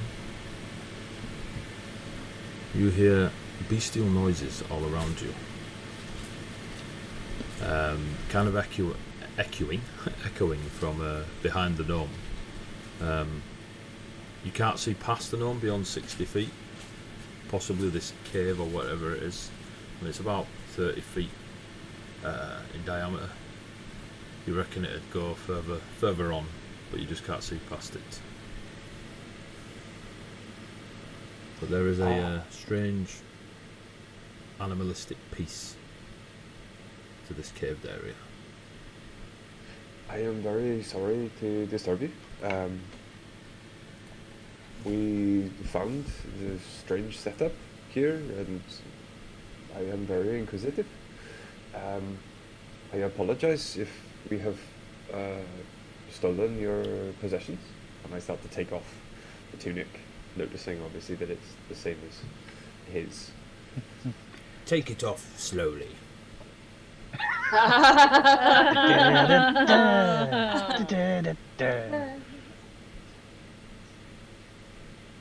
I get the feeling he's asking me to do a striptease? Or Right, it's Bjorn's call, mate. Like you. do I I get love the D&D, feeling that D&D's great. he's asking me to take it off slowly so as not to... How do I Appear make that? threatening. How do I make that answer for you? I don't know, insight check. Insight check. He wants you to do a striptease for sure. Like, there's no doubt here. 15. The gnome has simply asked you to take it off slowly. So I take it off very slowly, showing A that I'm not a striptease, threat. I don't Can we have... see Bjorn undressing from up the top? Yeah. Sorry, just to check. I don't have a I'm going to weapon start on singing me. Barry White. Althea starts clapping. I don't have a weapon on me, as I strip off. I don't have a weapon on me. Why'd you come down the hole? Because I found the hole and the ladder, and as I said, I am inquisitive, so I wanted to know where the hole went.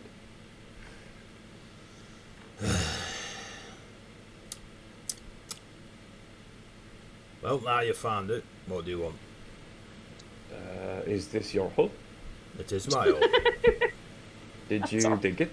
Nah, don't be stupid. So someone else dug it? No. The hole was here already and you decided to put the chest on top of it? No. Can we hear this? Give me perception checks. I want to know if I can hear it just so Althea can be laughing or not. I think. My perception check was pretty good. So 18. I got 25. 19. 23. Fucking Oh my bad. God. We can all hear. You definitely can hear Bjorn conversing with someone. You catch most of the words. It's pretty clear to most of you. You might miss the odd tone, but there is a conversation. Bjorn, you notice that the gnome picks up one of the copper cups, strokes it a little bit. Don't worry about it. And puts the copper cup back on the floor. Can we hear Bjorn saying the whole, like you dug the hole? You can hear everything. You can was hear it the there? conversation. You rolled a Oh, yeah, 25, Vilk. You can hear what I'm writing down for the gnome to say. I'll be like, Bjorn thinks about the whole being magic.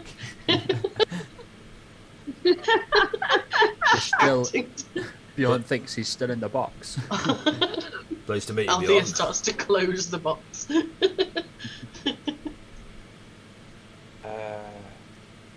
But if you did not dig it, it, how is it yours? This is my home. And he looks at the cutlery. This guy. Is it because you found it? Probably because that's where he lives. You got a lot of voices going on in All your the head, haven't hole's you? part of the box, Bjorn. Is the whole part of the box? Sort of.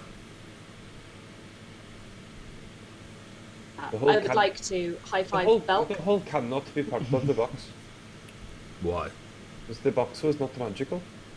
So? So the only way the only way that the hole is part of the box is in the fact that there was a hole in the bottom of the box that joins onto this one. What about if it's a spell, Bjorn? I would have seen it. Were you here when it was cast? There you go. Told you, this guy So the looks spell like one of the copper folks. created the hole. You've done well to live this long. And I yes, really have. Is that help? It is a very nice hole. Do you live here? sometimes. Not touched it since you've been away. You know my name. Can I Well, ask yeah, yours? your voices shouted it down. What is your name? Vulcan. Balkan. Right. Like the Viconian surname. That is my surname. No, it's not. No, it is. This is my surname. He has the same name as me. As my surname. Yeah, Are we you heard. related to him? I doubt it. I Are you Bjorn. Viconian? I am your father. Does he say that? He does say that, yeah. Bjorn's a gnome. Thought he was a bit short. You're freaking rich. Shouts in, 5'11". Is Bjorn still standing, like at the bottom of the drop of the Yeah, hole? yeah, he's not moved. Can I pick up He can't all the see you. tunics? Can I pick up all the tunics and drop them on him If you want. from a height? Do you do that? Do you do it? Yeah. Cool. You get drenched in water, Bjorn. What? As if someone's just poured a bucket of water over you. Well, that was nice. Quite refreshing in the Taurian heat. Thank you. Look, Mr. Vulcan, You are not my father. I do nothing. don't be stupid. How have you lived this long? Stupid that I believed you. Stupid that I question it. I mean, Oath. yeah. Because I did not believe you. I told you that you are not my father. And so saying that you are lying, if you are lying, is not being stupid. I do not think. You're right. He's kinda I'm like your it. father. My bad. I apologise for trying to lie to you. I am your father, Bjorn. No, that is the bit that is a lie. Can you prove this? Yes. How? Standing next to you. We stand next to each other and compare heights. What? So you don't think you could have got it from your mother? She were a Goliath. 7'2" she was. Bjorn, you told me you were found in a forest. Aye! That's where we had him. You are not helping. Constipated and born in the same day he was. We're not trying to help, but we I mean are conceived. amused. Conceived. But your name is truly Vulcan. No, don't be stupid. I'm not going to We've tell you my established name. that he is. You climb down my hole. There's all your mates shouting all sorts of weird shit down. And how did you notice a balcony? My wife told me, and he looks at the copper plate resting next to him. Your wife? Right. Wife. What if... How long have you been in this hole? Probably since yesterday, when it got a bit warm.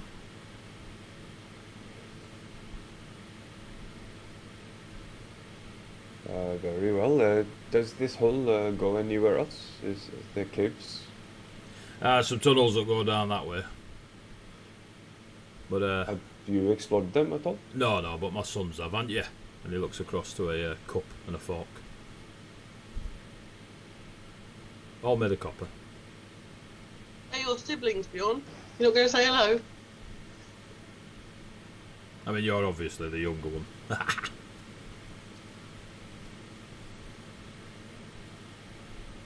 Both like this guy and find him hilarious.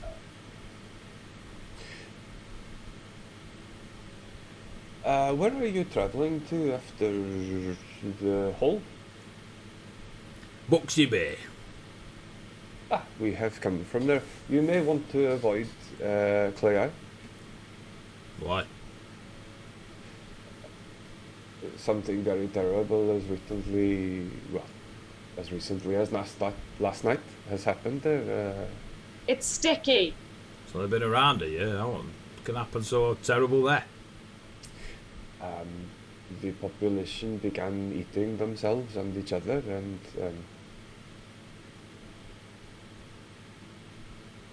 Okay. And he nudges the copper plate. I promise you, I tell the truth.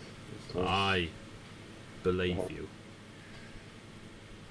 Yo, down. Bjorn thinks again about how he said it's only been around a year.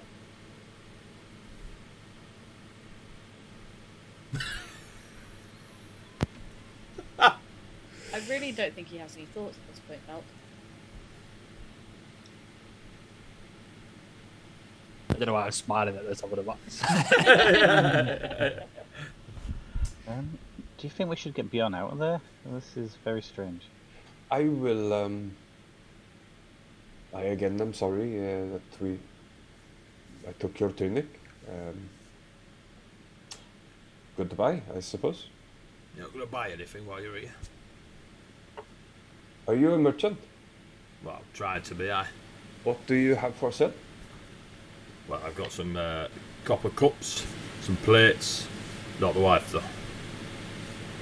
I'm going But your to some- sons are up for sale, yes? Well, yeah, they're pretty good. You could take them along with you as guards or something. Give them a good life. They don't really like selling stuff. One's a bit stabby. I'm going to message Bjorn and say, don't buy anything, don't make a deal with him, come out now. We need to go. Your message is counted as it hits the hole. Do I feel it? You feel, yeah, you feel like you're supposed to be counted. You know when your magic's counted. How much for a cup or a fork? Bjorn, we need to Bjorn. go. Why are you buying cups and forks? We really should leave this gentleman to his hole. Copper for a His copper. family. Stop trying to buy your siblings. It's weird. Human trafficking is illegal. These are not really Welcome my to Colossus. siblings. No, no, that's Freya. wrong. These are not actually really. Copper for a copper, Mr. Bjorn. I will give. No! Don't spend my money! I am spending my money, thank you. All of your money is my money. I gave it to you all. It is not. I had some of my own. Get out of the hole. Don't make me send Magnificent down there.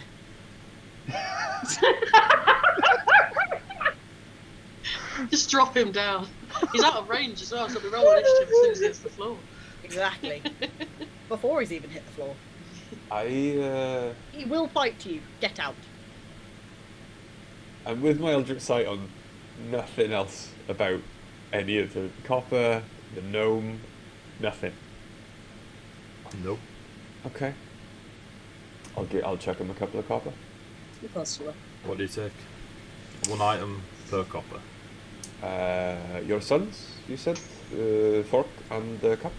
That's not the names, but they've been some people confusing, but yeah. Right, lads, off you go. Look after Mr. Bjorn. And as he waves his hand, they float up and come towards you. Take them. He takes the 2 copper coins, bites them both, just puts them in a pouch somewhere in his tunic. See you later, guys. You look after that bearded bastard. You welling up? It was a pleasure meeting you. He puts his arm around the copper plate. Don't worry. They'll be right. What was the cup? Plate's his wife. I'm gonna start climbing back up the ladder. There, don't cry. You climb up the ladder, out the hole, or, into your friends with a copper cup and a copper fork. Slam the lid down as he gets to the top. No, I'm joking, I don't. Temptation's there, though. Oh, yeah, temptation is there. Bjorn, what did you buy? A cup and the fork. Why? What if it's cursed? Give them a better life. Well, they are not magical. Is there other curses other than magical? This is very strange. Is that guy okay? Like, I know we're not the most sane group in the universe, but is that guy alright? Did you get his name? Considering what has happened to me over the last 5 days, that was the weirdest thing I have ever experienced in my life. And I was once drowned by a dragon turtle. And then teleported on top of a snowy mountain. I was also then banished to the unseen realm and almost devoured by some fey spirits. That was the weirdest thing that has ever happened. All at level 3. I followed you through all of them, and that hole scares me more.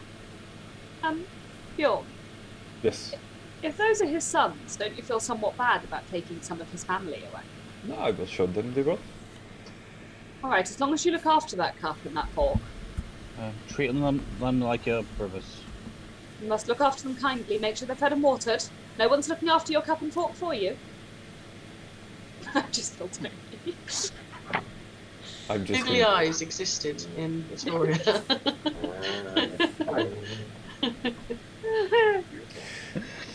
So, after that weirdness, perhaps we should be going? Wait, no, Bjorn, what are their names? What do we call them? Cappy and Forky? Inventive. Could you yell back down and find out what their original names were? No, I cannot. Okay. I tried Phase, sending- why are you crying? Cup and fork. I tried sending you a message down there, Bjorn, and something countered it. A very magical hole. I've heard. We need to go. I'm in. Let's.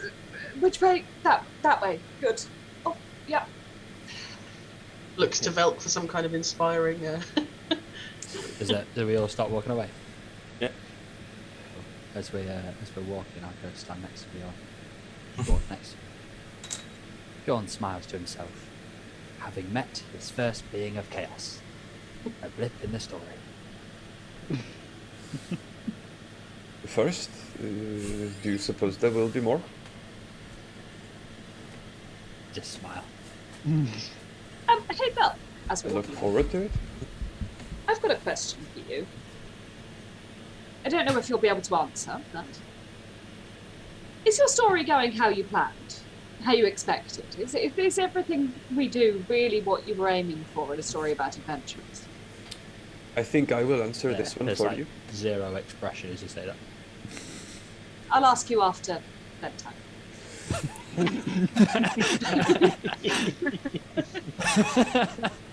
Nice.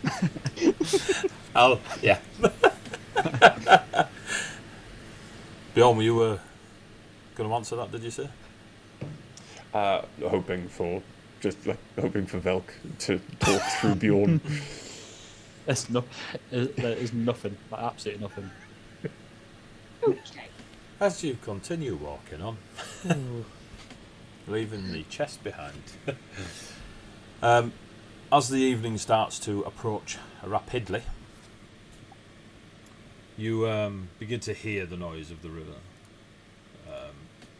The Teardrop River is massive. You alright? The Teardrop River is massive.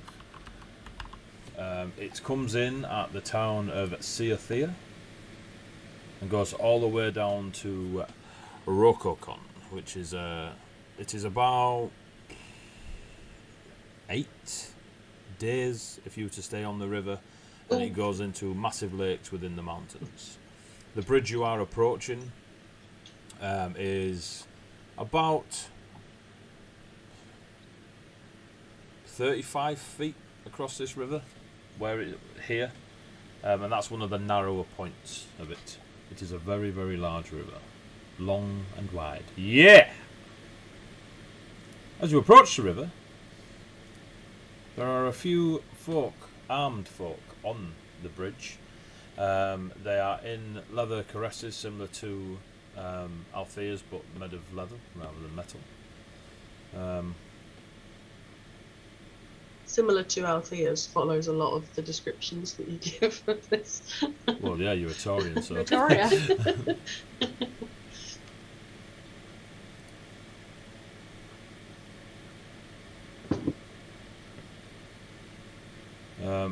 As you get close to it, there is several smaller docks, more like walkways, but there are some small docks there where small fishing boats would be that go out onto the river and down.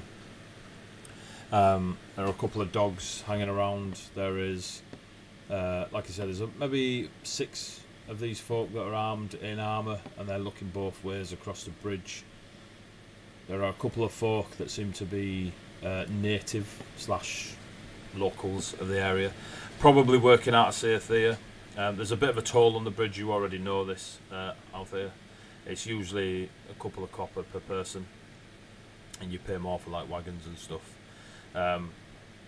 There are folks that have been known to try and rob people crossing the river, or avoiding paying the toll on the bridge and trying to swim across the river closer to the mountains or straight out the town of Seathea, but really it's a couple of copper, do you know what I mean? But yeah, there's a small group of folks hanging around the place. It's night time, people are just kind of chilling out on these docks. A few of them are talking to the guards on the bridge. Just seems to be a bit of a chill atmosphere as you approach. A couple of torches are lit on either side of the bridge, but it is night time. I'll get out silver as we're approaching. Well, I'll get out 2, but I'll hold 1 in my hand ready. So that should cover all of us as we approach the gate guards, or the bridge guards. Okay. As you get to the bridge, it's up to you. It is night time. You will be looking to rest for a long time shortly. So you can either do it here as a natural waypoint of the bridge, or you can continue over the bridge for a few more hours into the depths of night. But you will get pretty tired plodding on into the night. Or you can take a ferry northward or northeast into Seathea and stop in town near the bridge, or carry on walking and stop somewhere out in the wilderness yourselves. What's the plan? Staying here seems like a good idea. It seems like a natural kind of area. We're not completely on our own, and we're not in the middle of absolutely nowhere. I don't mind. Sounds good to me. I mean, there's plenty of areas that are kind of have been naturally created over the years where folk would put their bedrolls and such, like small little cul-de-sacs. I'll take first watch tonight, if you'd like. Yeah, if you don't mind. Not at all. Thank you, by the way, for the additional rest. Yesterday it was noticed and appreciated. Good.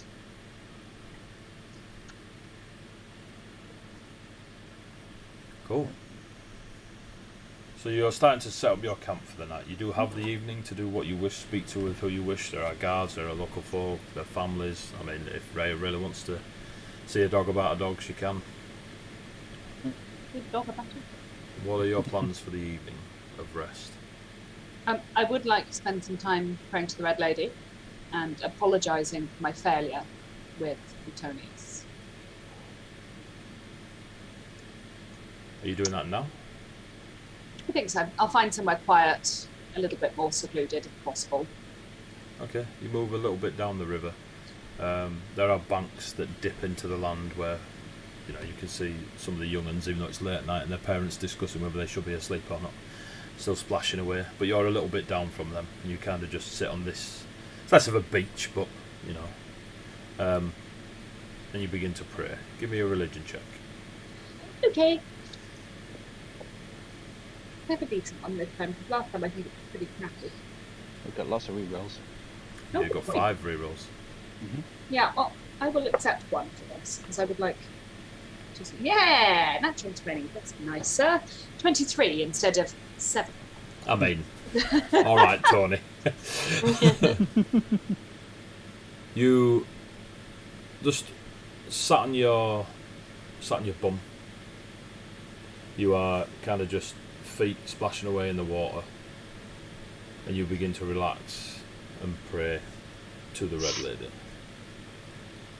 You can hear people talking not far from you, but not the words they say, just conversation passing. You can hear the dogs sniffing, the odd bark. Again, children just playing around, trying to defy their parents, or whoever it is that's looking after them this late at night. You can hear your friends taking their packs off, adjusting their armour, sorting their bedding area out.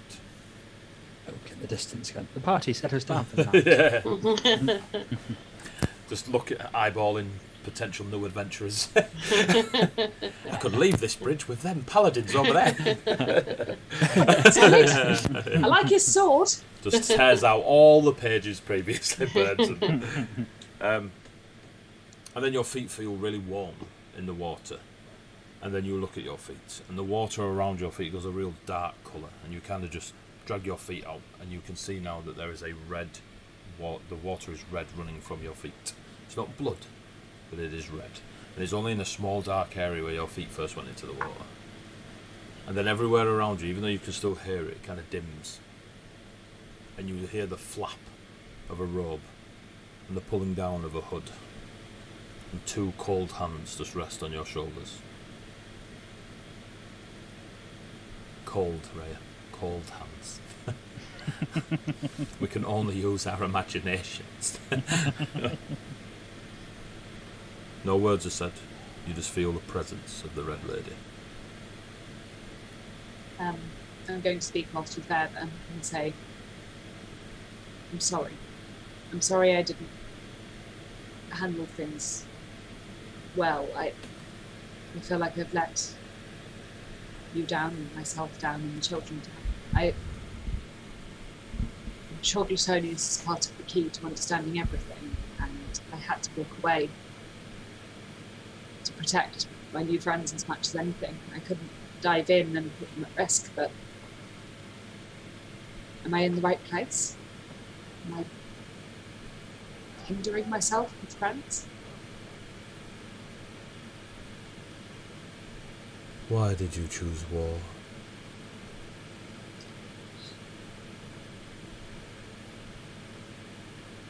Because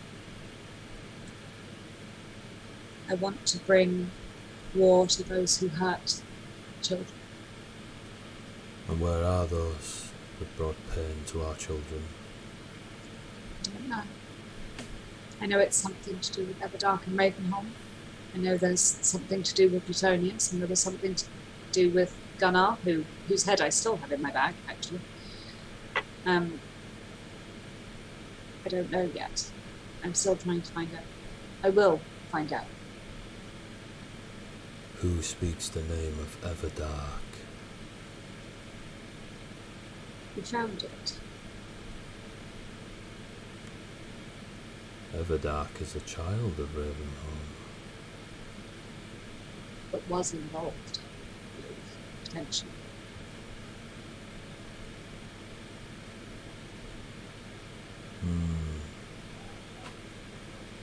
I do not like. That's it. Just leaves it there. She's still there, but she doesn't finish any further with that sentence. I don't like it either. I didn't believe that anything could come from within Ravenholm, but out of all of the players I've encountered so far, the name Everdark is by far the most powerful. I believe there was some sort of deal or sacrifice that the children were needed for. So Yeah, I was meant to be part of it as well. the soul is a powerful thing. For what? What did they want? That is for you to find out and bring war to, not I. I'm really trying.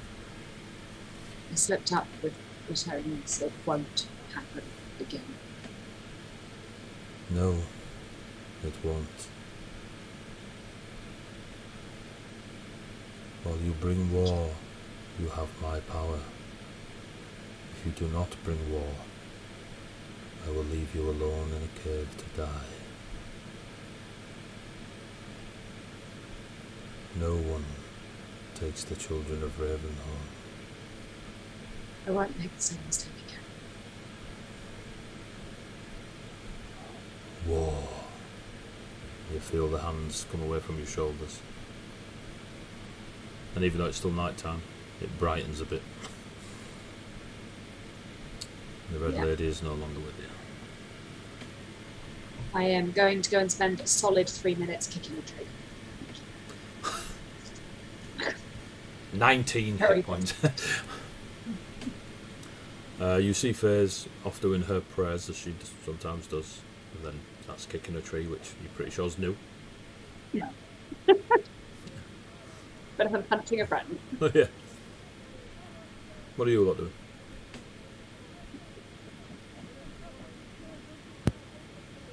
Sending down for the evening.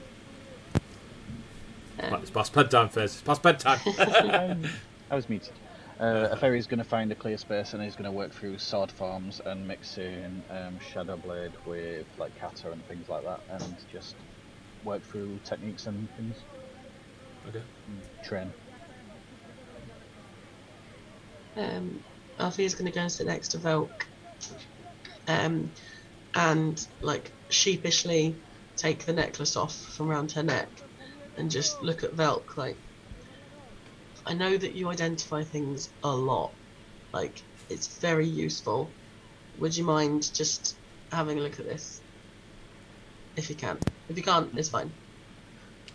As Althea settles down for the evening, she looks at the necklace, and I'll identify it. Are you ritual identifying? Yeah. Cool. Give you that 10 minutes. Etheria, during your sword forms, you notice a young lad, about 10, maybe 11-ish, you know, right on the cusp of things happening. They have dark hair. They are wearing a coppery brass coloured tabard over chainmail, little bits of metal. It is very like, you know, warrior-esque for a 10-11 year old, and there is a silver lance symbology on this copper tabard, and he's just watching you like soldier straight, like stoic as, hands behind his back watching you. Give me a perception check. I'm gonna reroll. Oh, no. Complete the one out of the window. Still counts.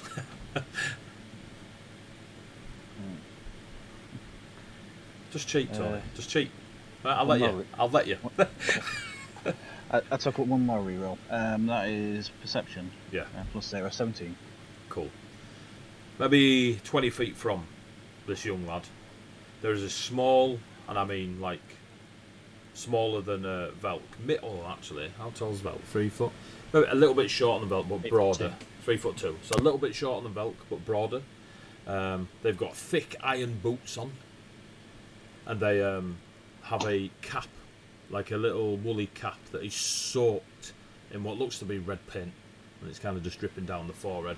They've got a long moustache similar to Velk's, and then a thick grey beard under it, and they've got a sickle that you'd cut hay and long grass with, and they're eating an apple, and they're sat about 25 feet from this lad, and they also have a copper brass tabard on with a silver lance motif that fits them.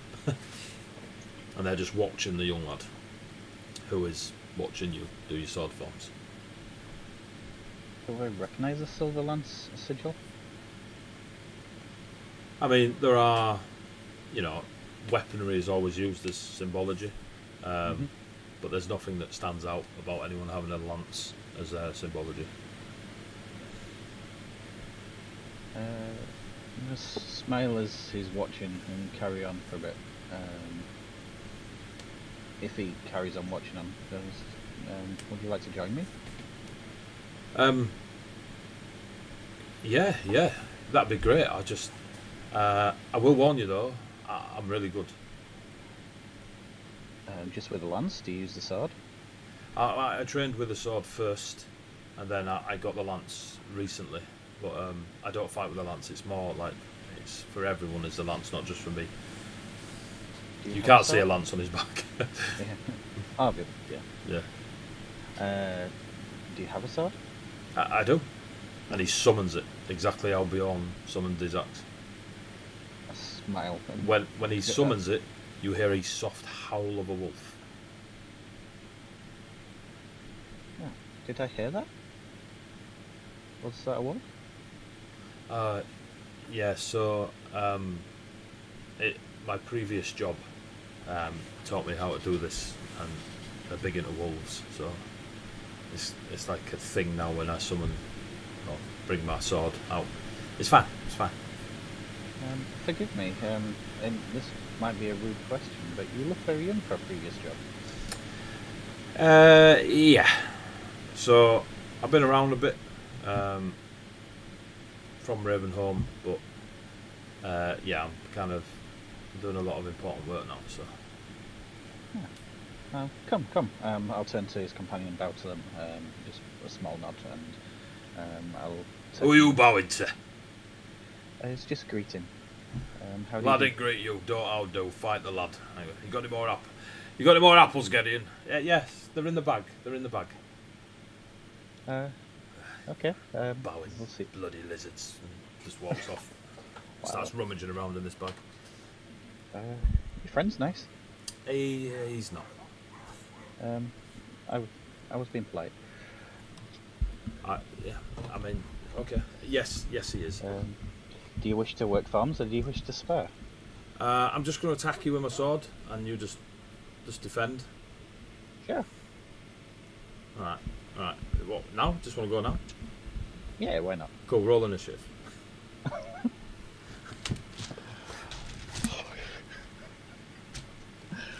3.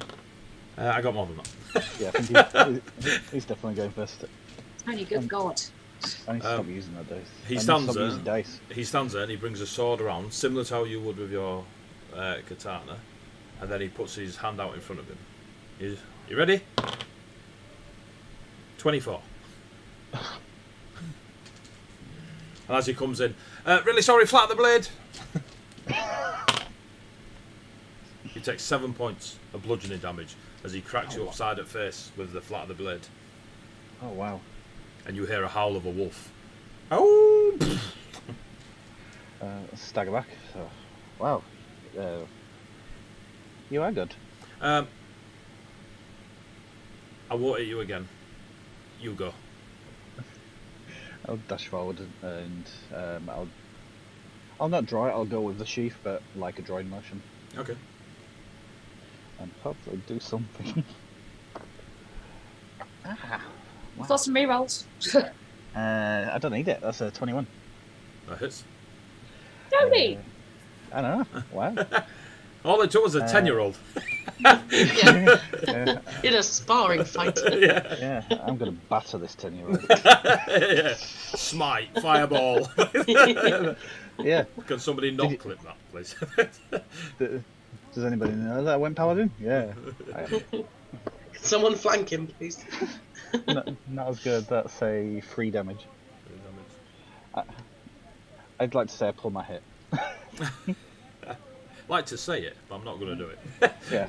Oh wow. Okay. Right. All right. 20.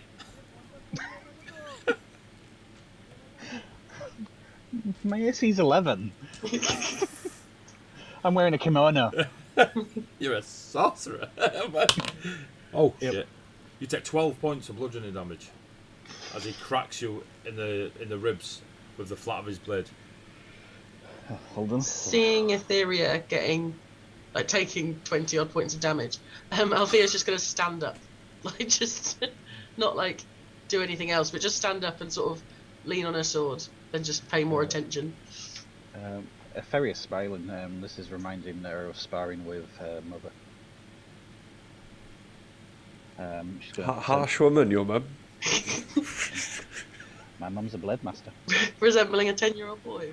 3'2". Well, 3 the foot mother 2 feeling of the chainmail. fight. The boy's not 3'2". I'm going to re-roll that. That wasn't that one. Nat 20. I love how you're throwing every for a total of 23 with the katana. cool. So I need two dice to roll instead. That one. No. Roll something. I can't let a 10-year-old show me up. Ooh. It's not just a 10-year-old. It's the 10-year-old. Samson. 19 damage. Ooh.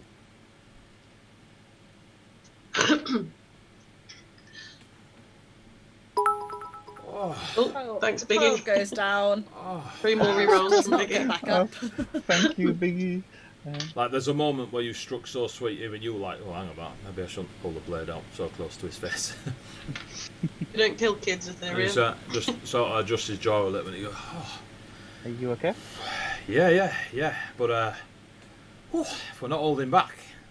No, you hit well. 20. What are you doing? Yeah. 18. Bardic inspiration. 18. 18? That's not damage, that's both attacks. Oh, okay. He's got more than one. No, okay. That's what he said at the beginning.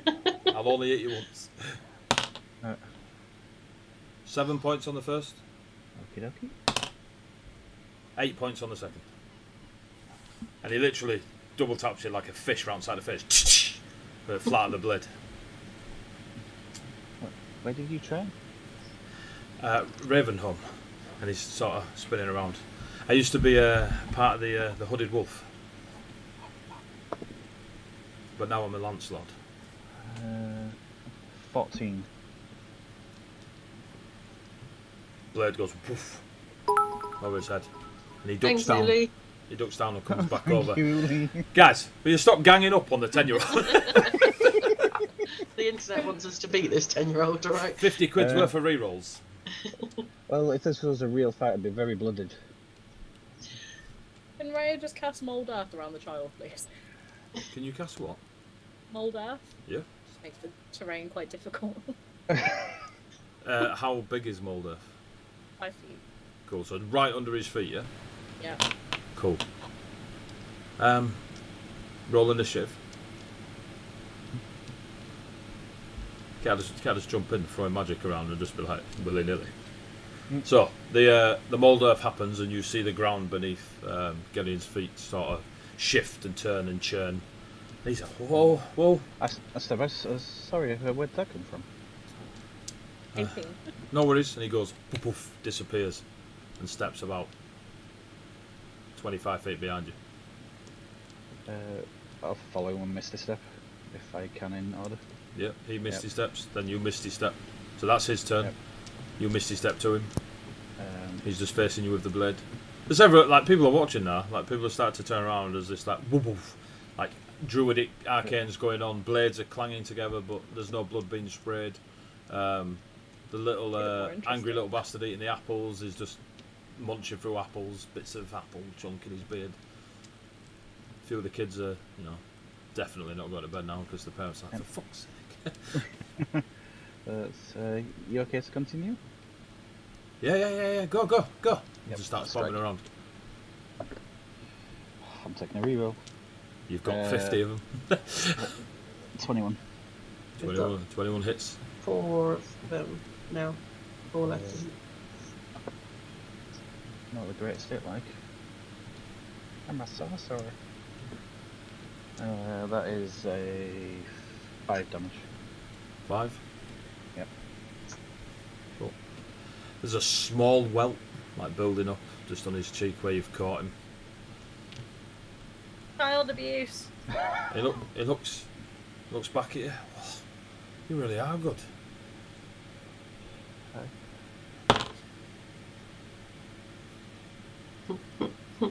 You haven't. Yeah, let's look at his face. Yeah, sorry, Tony, he definitely has. Yeah. 17 points of damage. Oh! Fairy is down. So, as you come in, you do your massive crit on him. He hits you back. The ground goes all like moldy. Molds beneath his feet. Just mushrooms. Mushrooms everywhere. start growing. Yeah. He misty steps away. You misty step after him. It's like, woof, woof, woof. You turn. You swing at each other. Gideon just reactively swings out at you as you come close to him, and he catches you clean like baseball bat across the face. You're just like you know, chip of a tooth. It'll grow back. Flies off into the thematic scenery. And as you go unconscious, you just hear Gideon go, "Oh no!" And then you feel a warm light rushing through your body. You're flat on your back, and you hear the howling of a wolf and the smell of autumn in the air. And you get... I don't usually roll these dice. Oh! You get 7 points of healing back. 7.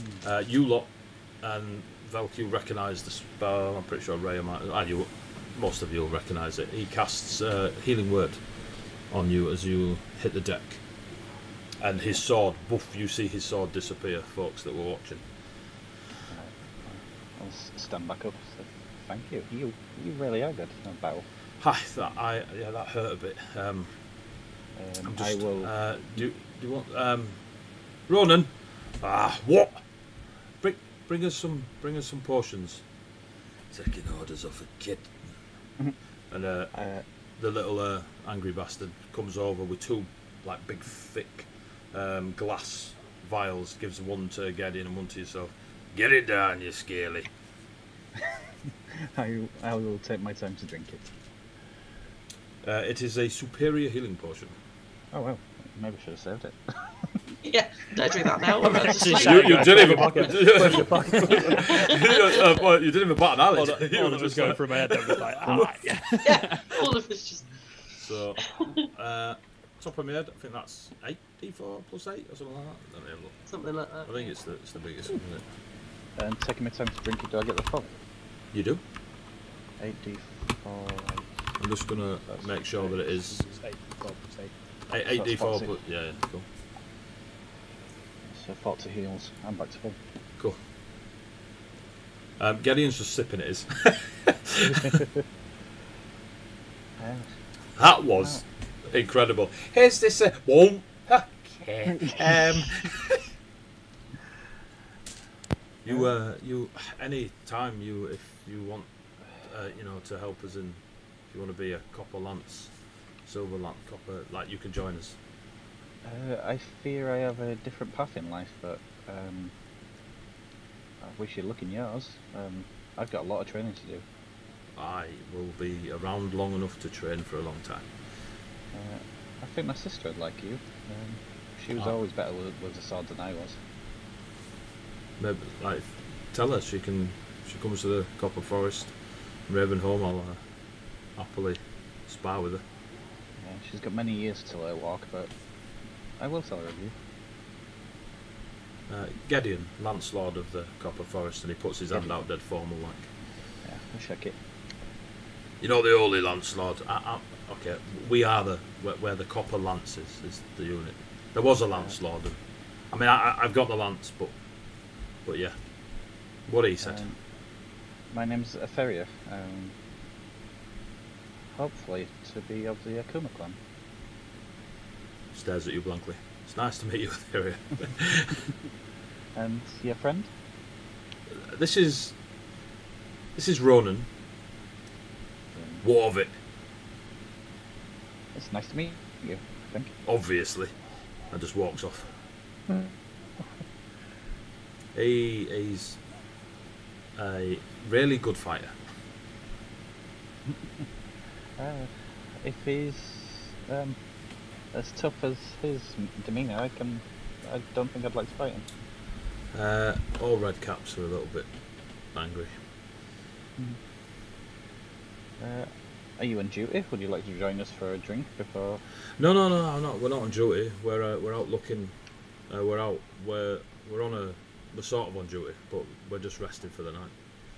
I don't have to sleep, but Ronan does. So. Wish I didn't have to, but. Enjoy it. Enjoy it. It's rubbish not sleeping. You don't dream or anything. No. My sister's always the first one up. She doesn't have to sleep either. Yeah. I remember that. She never got used to me actually having to sleep. Do you want to join us in a camp for a little while? Do you want a drink? Just water. I don't really need to drink, but yeah, I like the taste of water. Come. I'll return to the camp. The dogs barking are barking at Gideon. They're barking at Gideon. Barking at Gideon. Yep. Yes, I'll get my water and return to the camp. He follows you. And introduce Gideon. This is. You're not even going to invite me, shouts Ronan. And Gideon just shuts back. No.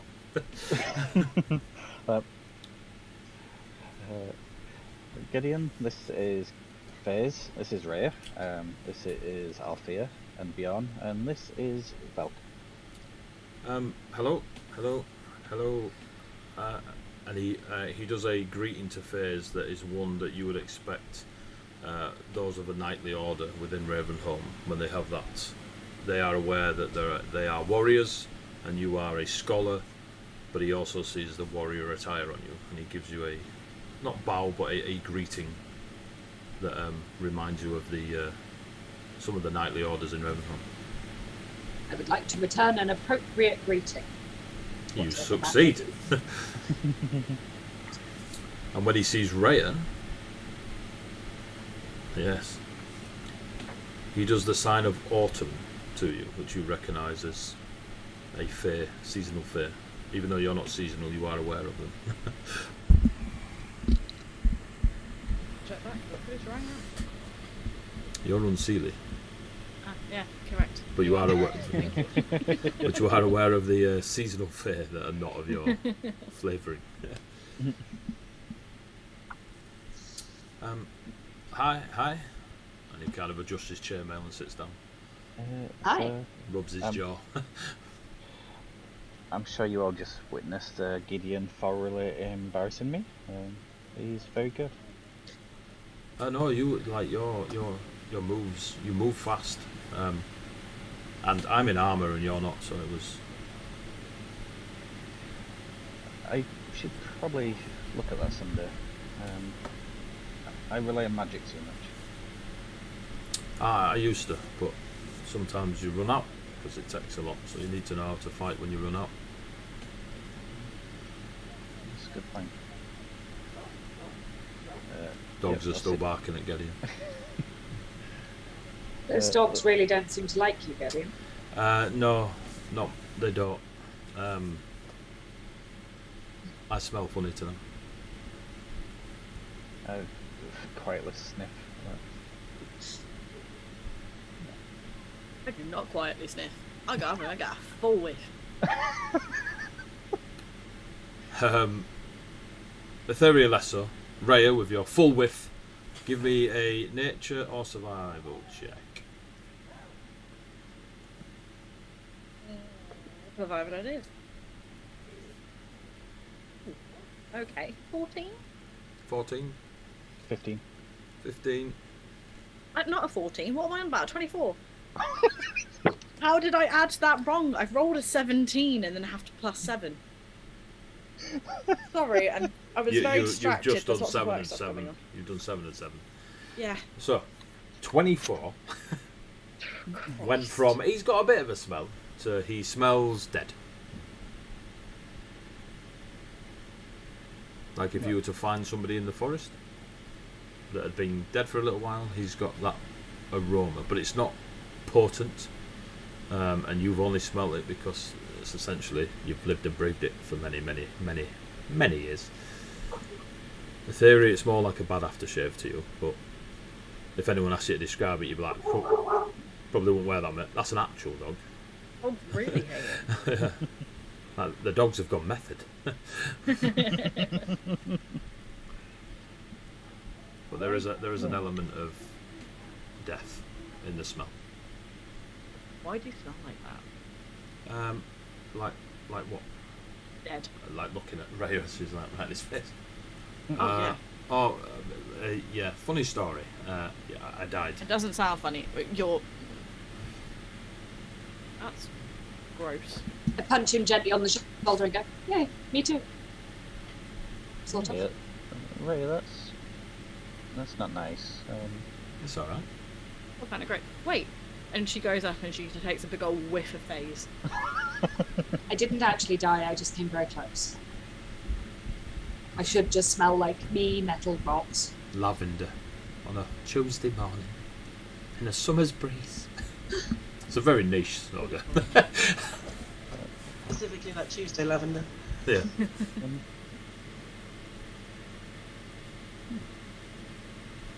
What do you smell like, Beyond? There goes and sniffs Bjorn. Alcohol. Probably alcohol, dead rat. Rats. I mean, Bjorn's not West yet. I think you'll find I dropped loads of tunics on him that became water. Never said it was clean Doesn't mean water. it's clean. I smell probably wet. While we're going around sniffing people, can I just turn to Bjorn and go, when you get a second, I would like to talk to you.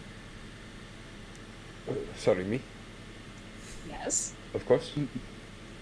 Does he not know his name's Bjorn? Bjorn's like, Honestly, 50-50 at any given time, but he's brighter than he looks. Bjorn is sometimes slightly hard of hearing, almost as if, in some alternate reality, the sound cut out a little and I'd only hear the end of the name, so I had to check. Oh, sorry. I thought it was Bjorn, not Rich. My bad.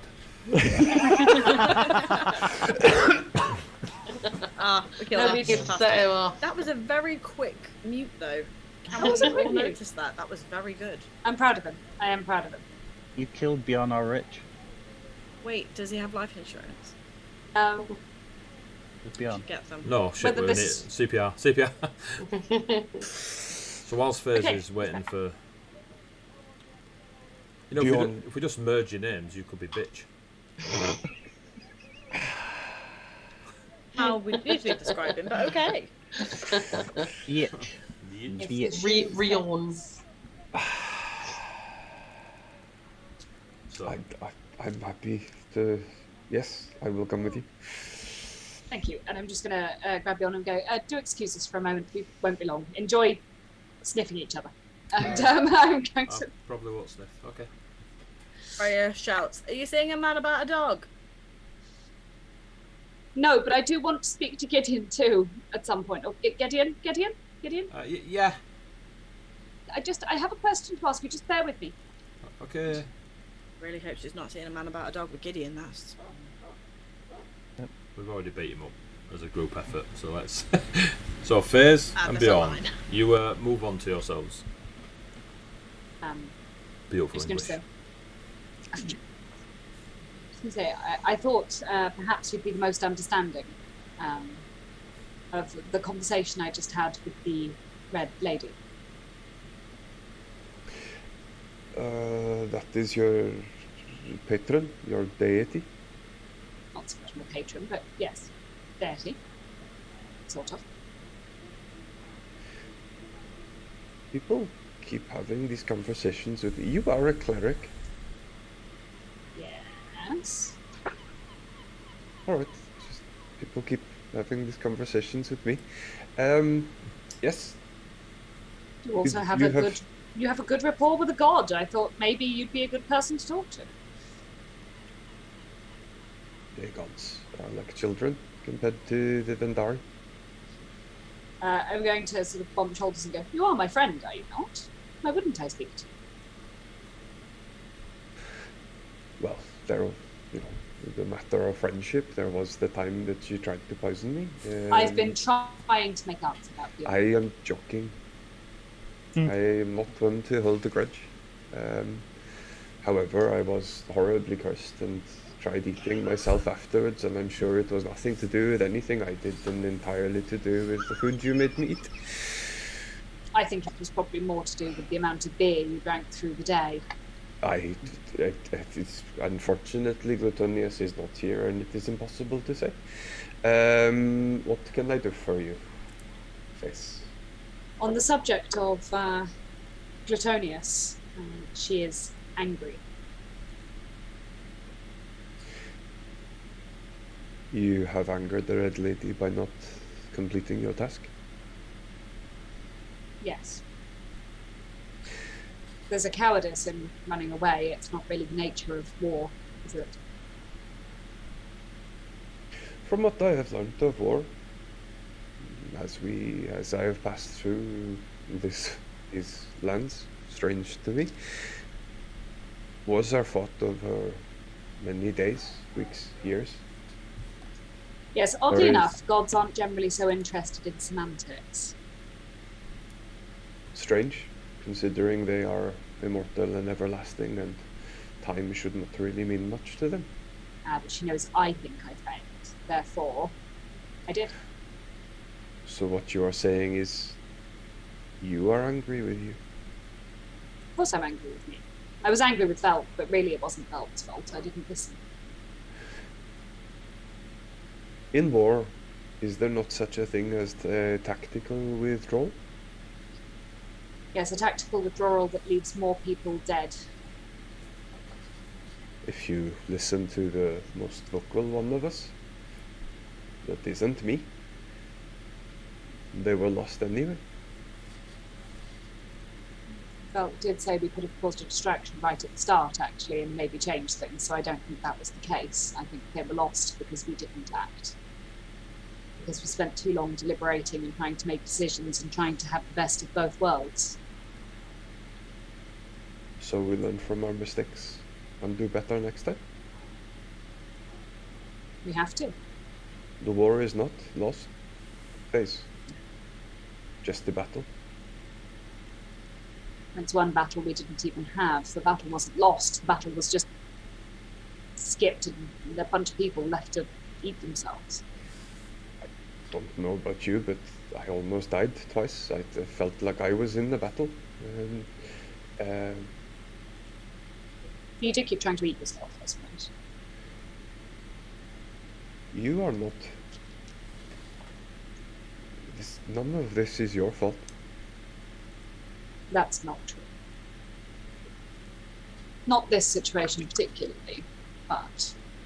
So you remember how you were before this? You were an all-powerful cleric that could have easily taken on a troop of possibly especially blessed infernal individuals who decided to massacre a group of children, and you could Infernal is a guess, and I could have and should have done more, otherwise I would have succeeded.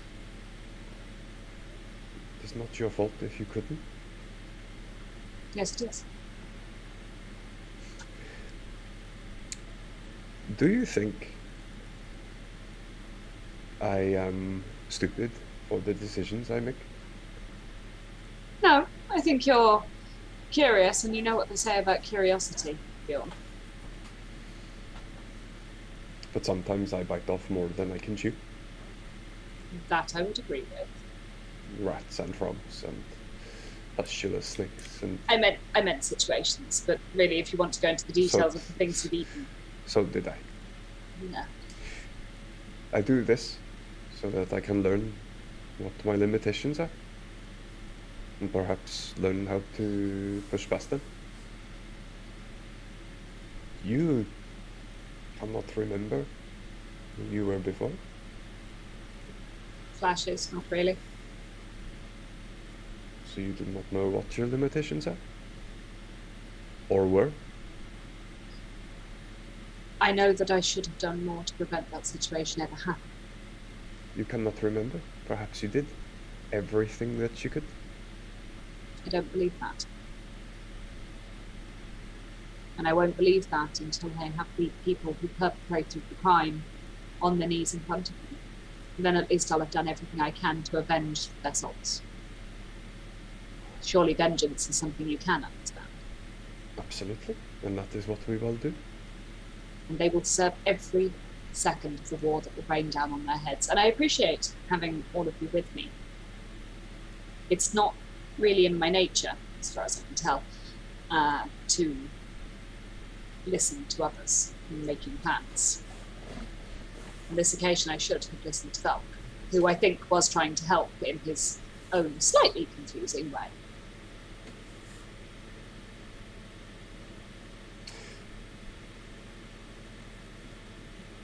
Perhaps you should listen to yourself? But that doesn't go very well. Have you tried? It's hard to formulate good and rational plans without much of a memory for what's worked previously, but I'll keep working on that. Do not dwell on the past. I do not mean forget why you are fighting, forget why you are out here searching. What I mean is, do not worry about what past you would have done. And second guess yourself. Worry about the person you are now and what you want to do. I'm going to go out on a limb and say that past me probably wouldn't have had a rotting head in a bag. So I think I'm halfway there, Bjorn. Past you sounds a little bit boring then. Probably nicer, I would imagine. Nicer is not always better.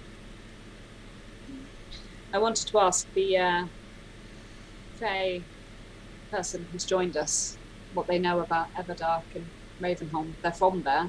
They might have some information that would be useful. Then perhaps you should be speaking to them instead of me, because that is a very good idea. I know. I was just stressed. Having a god that's angry isn't exactly a comfortable feeling. When I feel Costa's presence, their eyes upon me, it is because of a way that I am feeling. If I try and sense Costa's mood, it tends to reflect my own.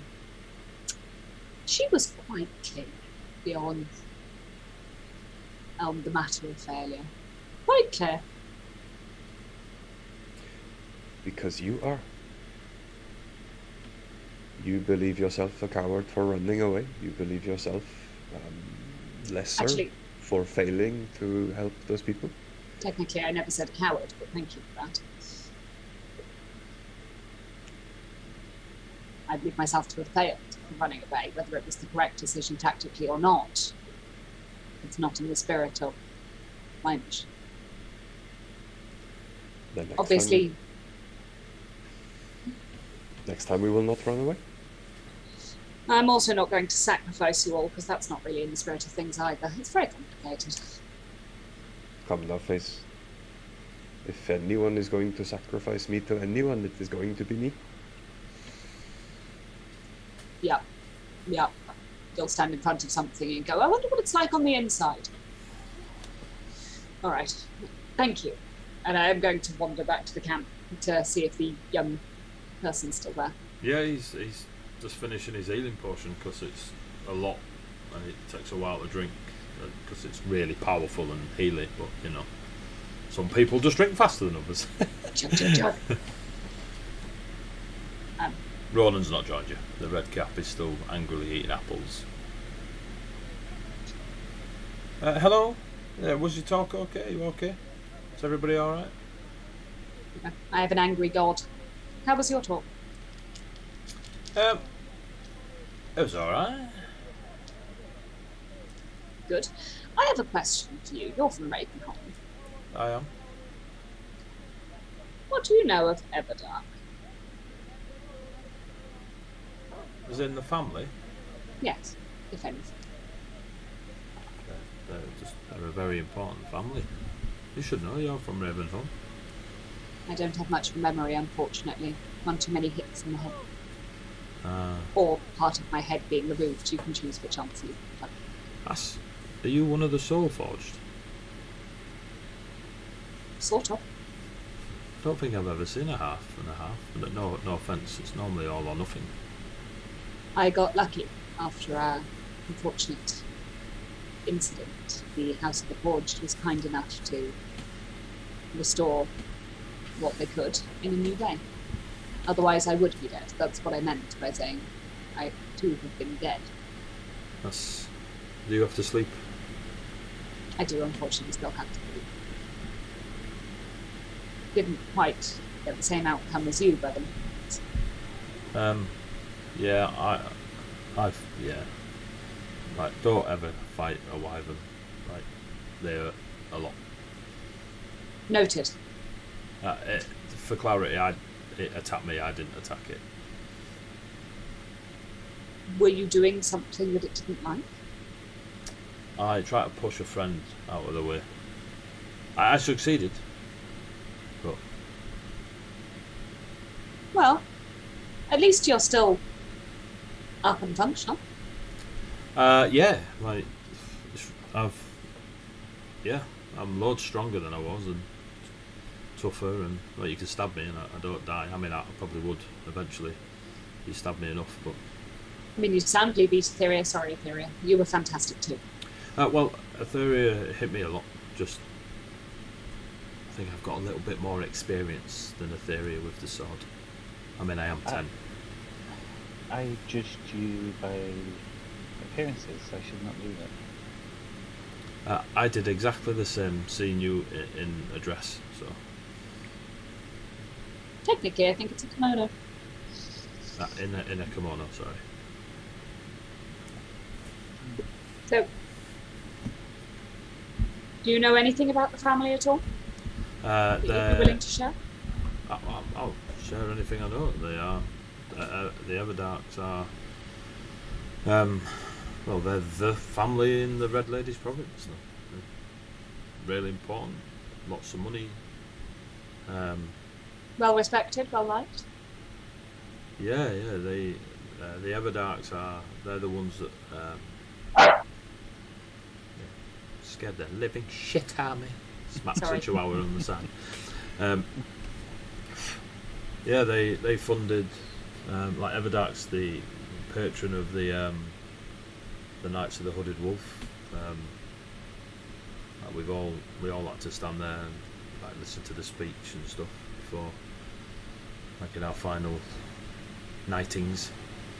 But yeah, they're just powerful. They're just the family in all of Ravenholm, some people say, but I definitely know the Red Lady favours them. Any rules about it? Just things, you know, soldiers talk. Rumours, whisperings. Well, Something less. Something a little darker, if you have anything. I feel like I'm choosing dresses. Something a little darker in that shade, please. I hang round more with the Fae of the Forest than I do the humans. Or, I mean, I'm human, or was human. I don't know how it works, but I don't really hang around in the cities anymore. But after the war, yeah, the Everdarks are making sure everyone in the northern provinces are happy and working together, but you know. They're very well off, this family, yes? Oh, well, apparently they're the richest family in Ravenholm. I mean, their lineage goes all the way back to Reinhardt's personal court. So we're told. Thank you. That's helpful. I appreciate that you take the time to answer the questions. You are very welcome. And he gives you another half bow. I sort of nod my head. I'm not standing up again. Yeah. If the dogs are too noisy, I can move away. You're welcome. Honestly, we can sleep through pretty much anything. I think. Well, I can. I don't know about the rest of them actually, but I like the dead. Yeah. Well, I will literally stay awake a long time. So if you want to talk, I'll talk. But if you need your sleep, you should get your sleep.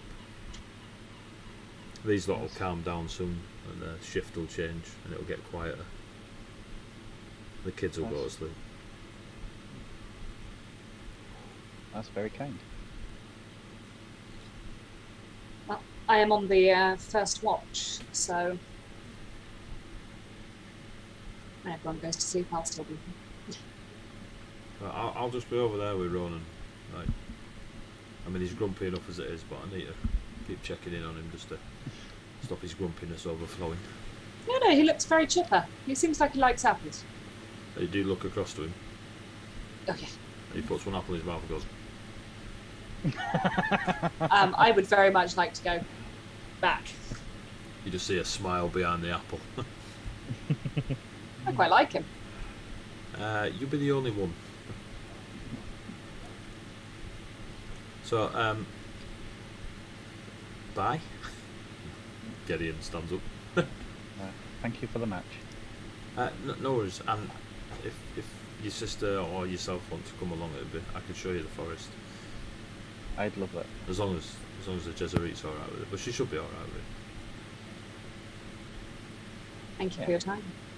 However, Lancelot moves away, leaving the party to go about their evening. he kind of pauses, nods at Velk and nods at the rest of you, and walks away. Bye. And goes over to Ronan. And you see them like kind of exchange, and like Gideon's gesturing back to you lot. Ronan kind of looks past Gideon at you lot and goes. Again, before he does that, as soon as I see him glance over, I want to go He does back that. at him again. Look, guys, I've made a friend.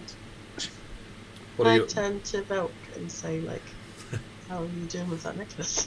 It's done like 20 minutes. Yeah, that's 3 days ago. Yeah. It's the acorn necklace, yeah. Yeah.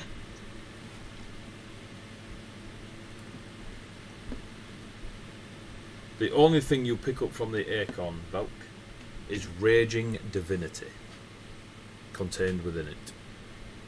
It's a good name for a band, isn't it? That's Right, not raging necessar- as in like angry or just a lot of power.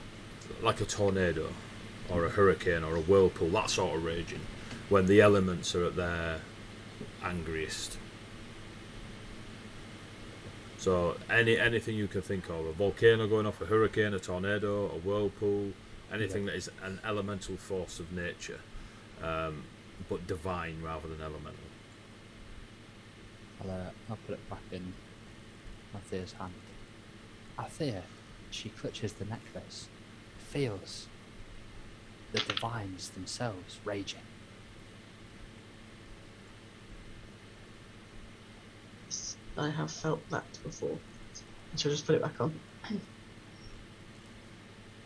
Thanks, Velk. I promise that we think of you as more than just an identifying machine. We've just yet to do otherwise. Just in yet to 19 show it. seconds. Yeah, just yet to show it. But you are a very valued member of the group for more than the identify spell.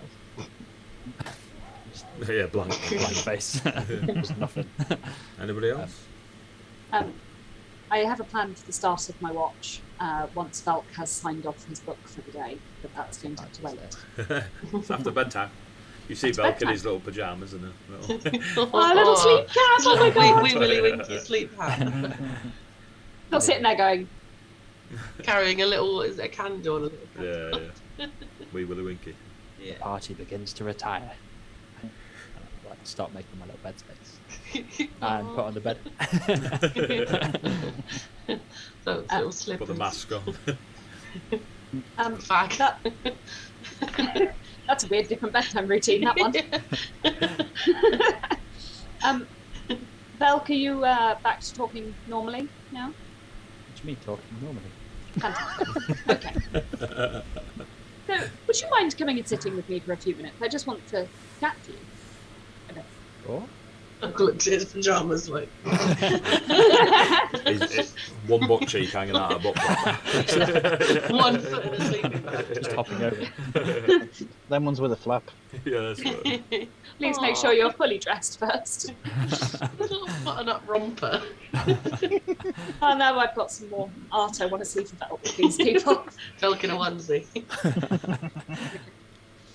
I'm going to pop over in my little onesie. So, you're weird. You call me all the way over You here. bring him out of bed just to insult him. Right. Rolling a shiv, I suppose. Belk just clocks face. That'd be a weird fight. Never fought a baby with a moustache. Okay. No, I mean, I don't mean it like that. I mean, you only talk as yourself in the evening. I'm Do you- narrating your story. I know. I understand that. But if we ask you a question that doesn't align with the story and would require a direct answer from you, you just go blank. You don't respond. It's like you can't. Or won't. I'm not really sure which. Are you possessed? Everything that you do for the story, I'm just narrating your story. But you do also help. You came up with the plan, okay, we didn't listen, and that was a mistake. But you do help and contribute. How do you mean? But you make it other people's ideas, other people's concepts, but they're yours. You're in the story, whether intentionally or not. This is your story, not mine. I'm not a part of it. Why did you start writing the story, Val? I just narrate the story. Apologies. Why did you choose to narrate the story? I'm here to narrate your story, this story. When did it start? Yes. Chapter 1. What made you choose Althea? I think it was Althea you started with, was it not? I'm narrating the story as it goes. And do you realise that your lack of interactions during the day are a little peculiar? But that you're yourself in the evening and perfectly easy to have a conversation with, although actually this conversation is putting the lie to that fact, but normally. Every story has moments that are glanced over, the fade to black moments. The people don't need to know that you're sleeping at the time it's presumed. So you're freed at that point to just be yourself. I'm narrating the story, as it were. I've still narrated the story. What do you like, Val? What's your favourite thing to do? Don't narrating the story. Aside from narrating stories, Val. Gambling. I'm simply here to narrate the story. But you're a person. You're not just a thing to narrate a thing. Like, it's not how it works. I think it might be. Are you even a person? I'm simply the narrator. A person or a character. Oh, yeah. All right. What's your favourite thing to drink, Belk? Tea, coffee, alcohol, blueberry muffins. I don't know where you drink them. Smoothie. I eat and drink. What's your favourite thing? In your opinion.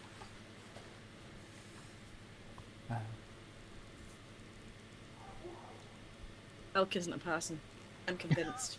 Velk takes 1 point of psychic damage. 1 point of anxiety damage.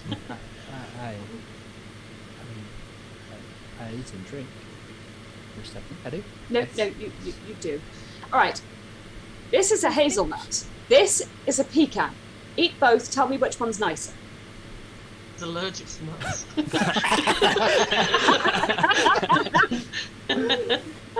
Well, we'll find out something about Valk themselves then, won't we?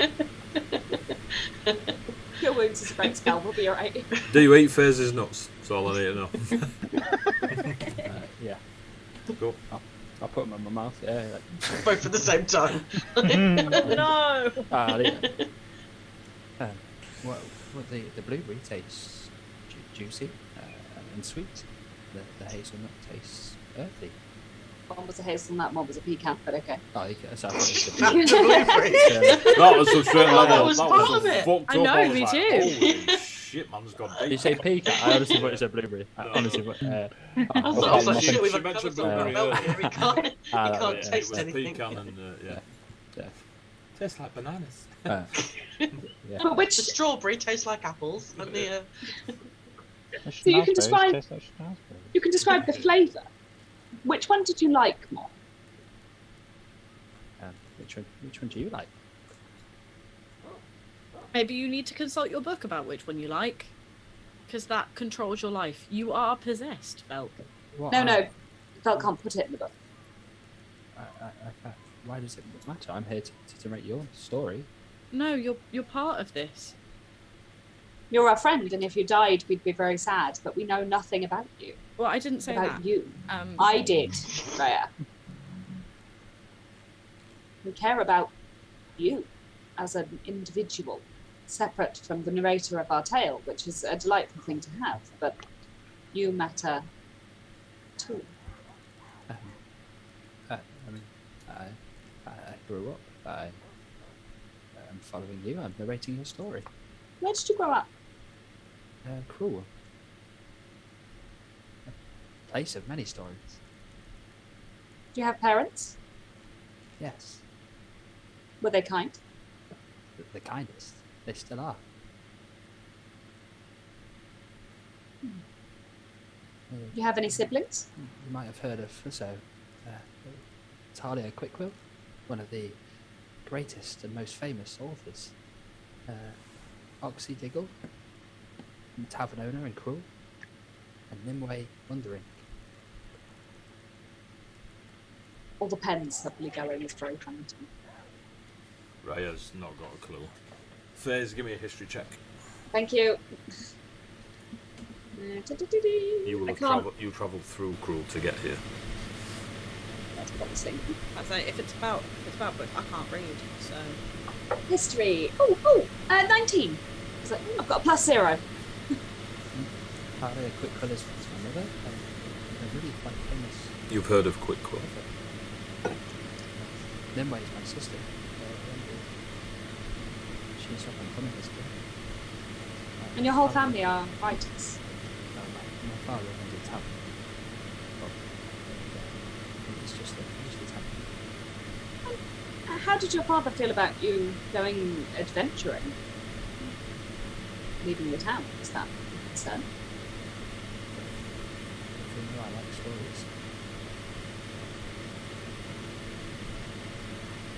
So, Eddie, you need to speak louder. They know I like stories. I mean, My father knows I like stories. do you miss them? Yeah. Incredible people. But I'm here to narrate your story. I know. I understand that. But I can also understand missing your family at the same time. You can be both things. The narrator and Velk. I mean, I enjoy them being around. But then, not here right now. Like I'm here for this, for your story. Do you enjoy travelling with us? Do you enjoy our story? Well, I'm here to do it. Like I'm your narrator. Well, I've got as far as Velk likes his family. I've got something, guys. They're all asleep. I know. Yeah, Raya's not, because Raya's been interjecting. A fairy snows. I'm not asleep. It's simply here to narrate. Oh, thank you for trying to give us a plan that might have saved people. I'm sorry I didn't listen to you. You came up with the plan yourself. Well, I'm sorry I didn't listen to ourselves. You simply, it's part of the story, a moral dilemma, and you'll take that forward, and you'll then move on to the next parts of the story. Still, it could have been a moral dilemma resolved differently, and it would have had a better outcome. And Are you certain that it'll have a better outcome? no, but it might have done. And it might have saved some people, which would have been nice as far as I'm concerned. I don't really know how you feel about it. Well, there's parts of a story for a reason. Some stories, when bad things happen, lead to greater things. Thank you. I'm sorry for interrupting your rest anyway. I'll leave you to it. It's no problem at all. Unless you want to stay for the rest of the watch? Sure.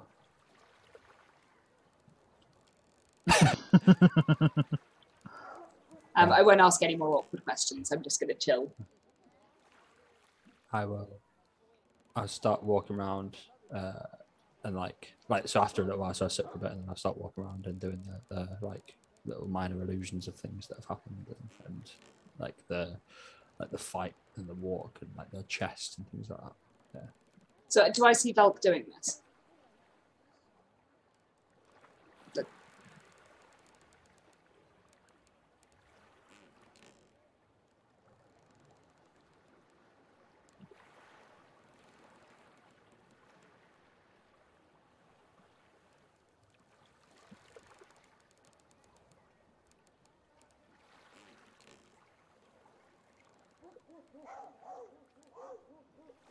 AD, apparently you're muted.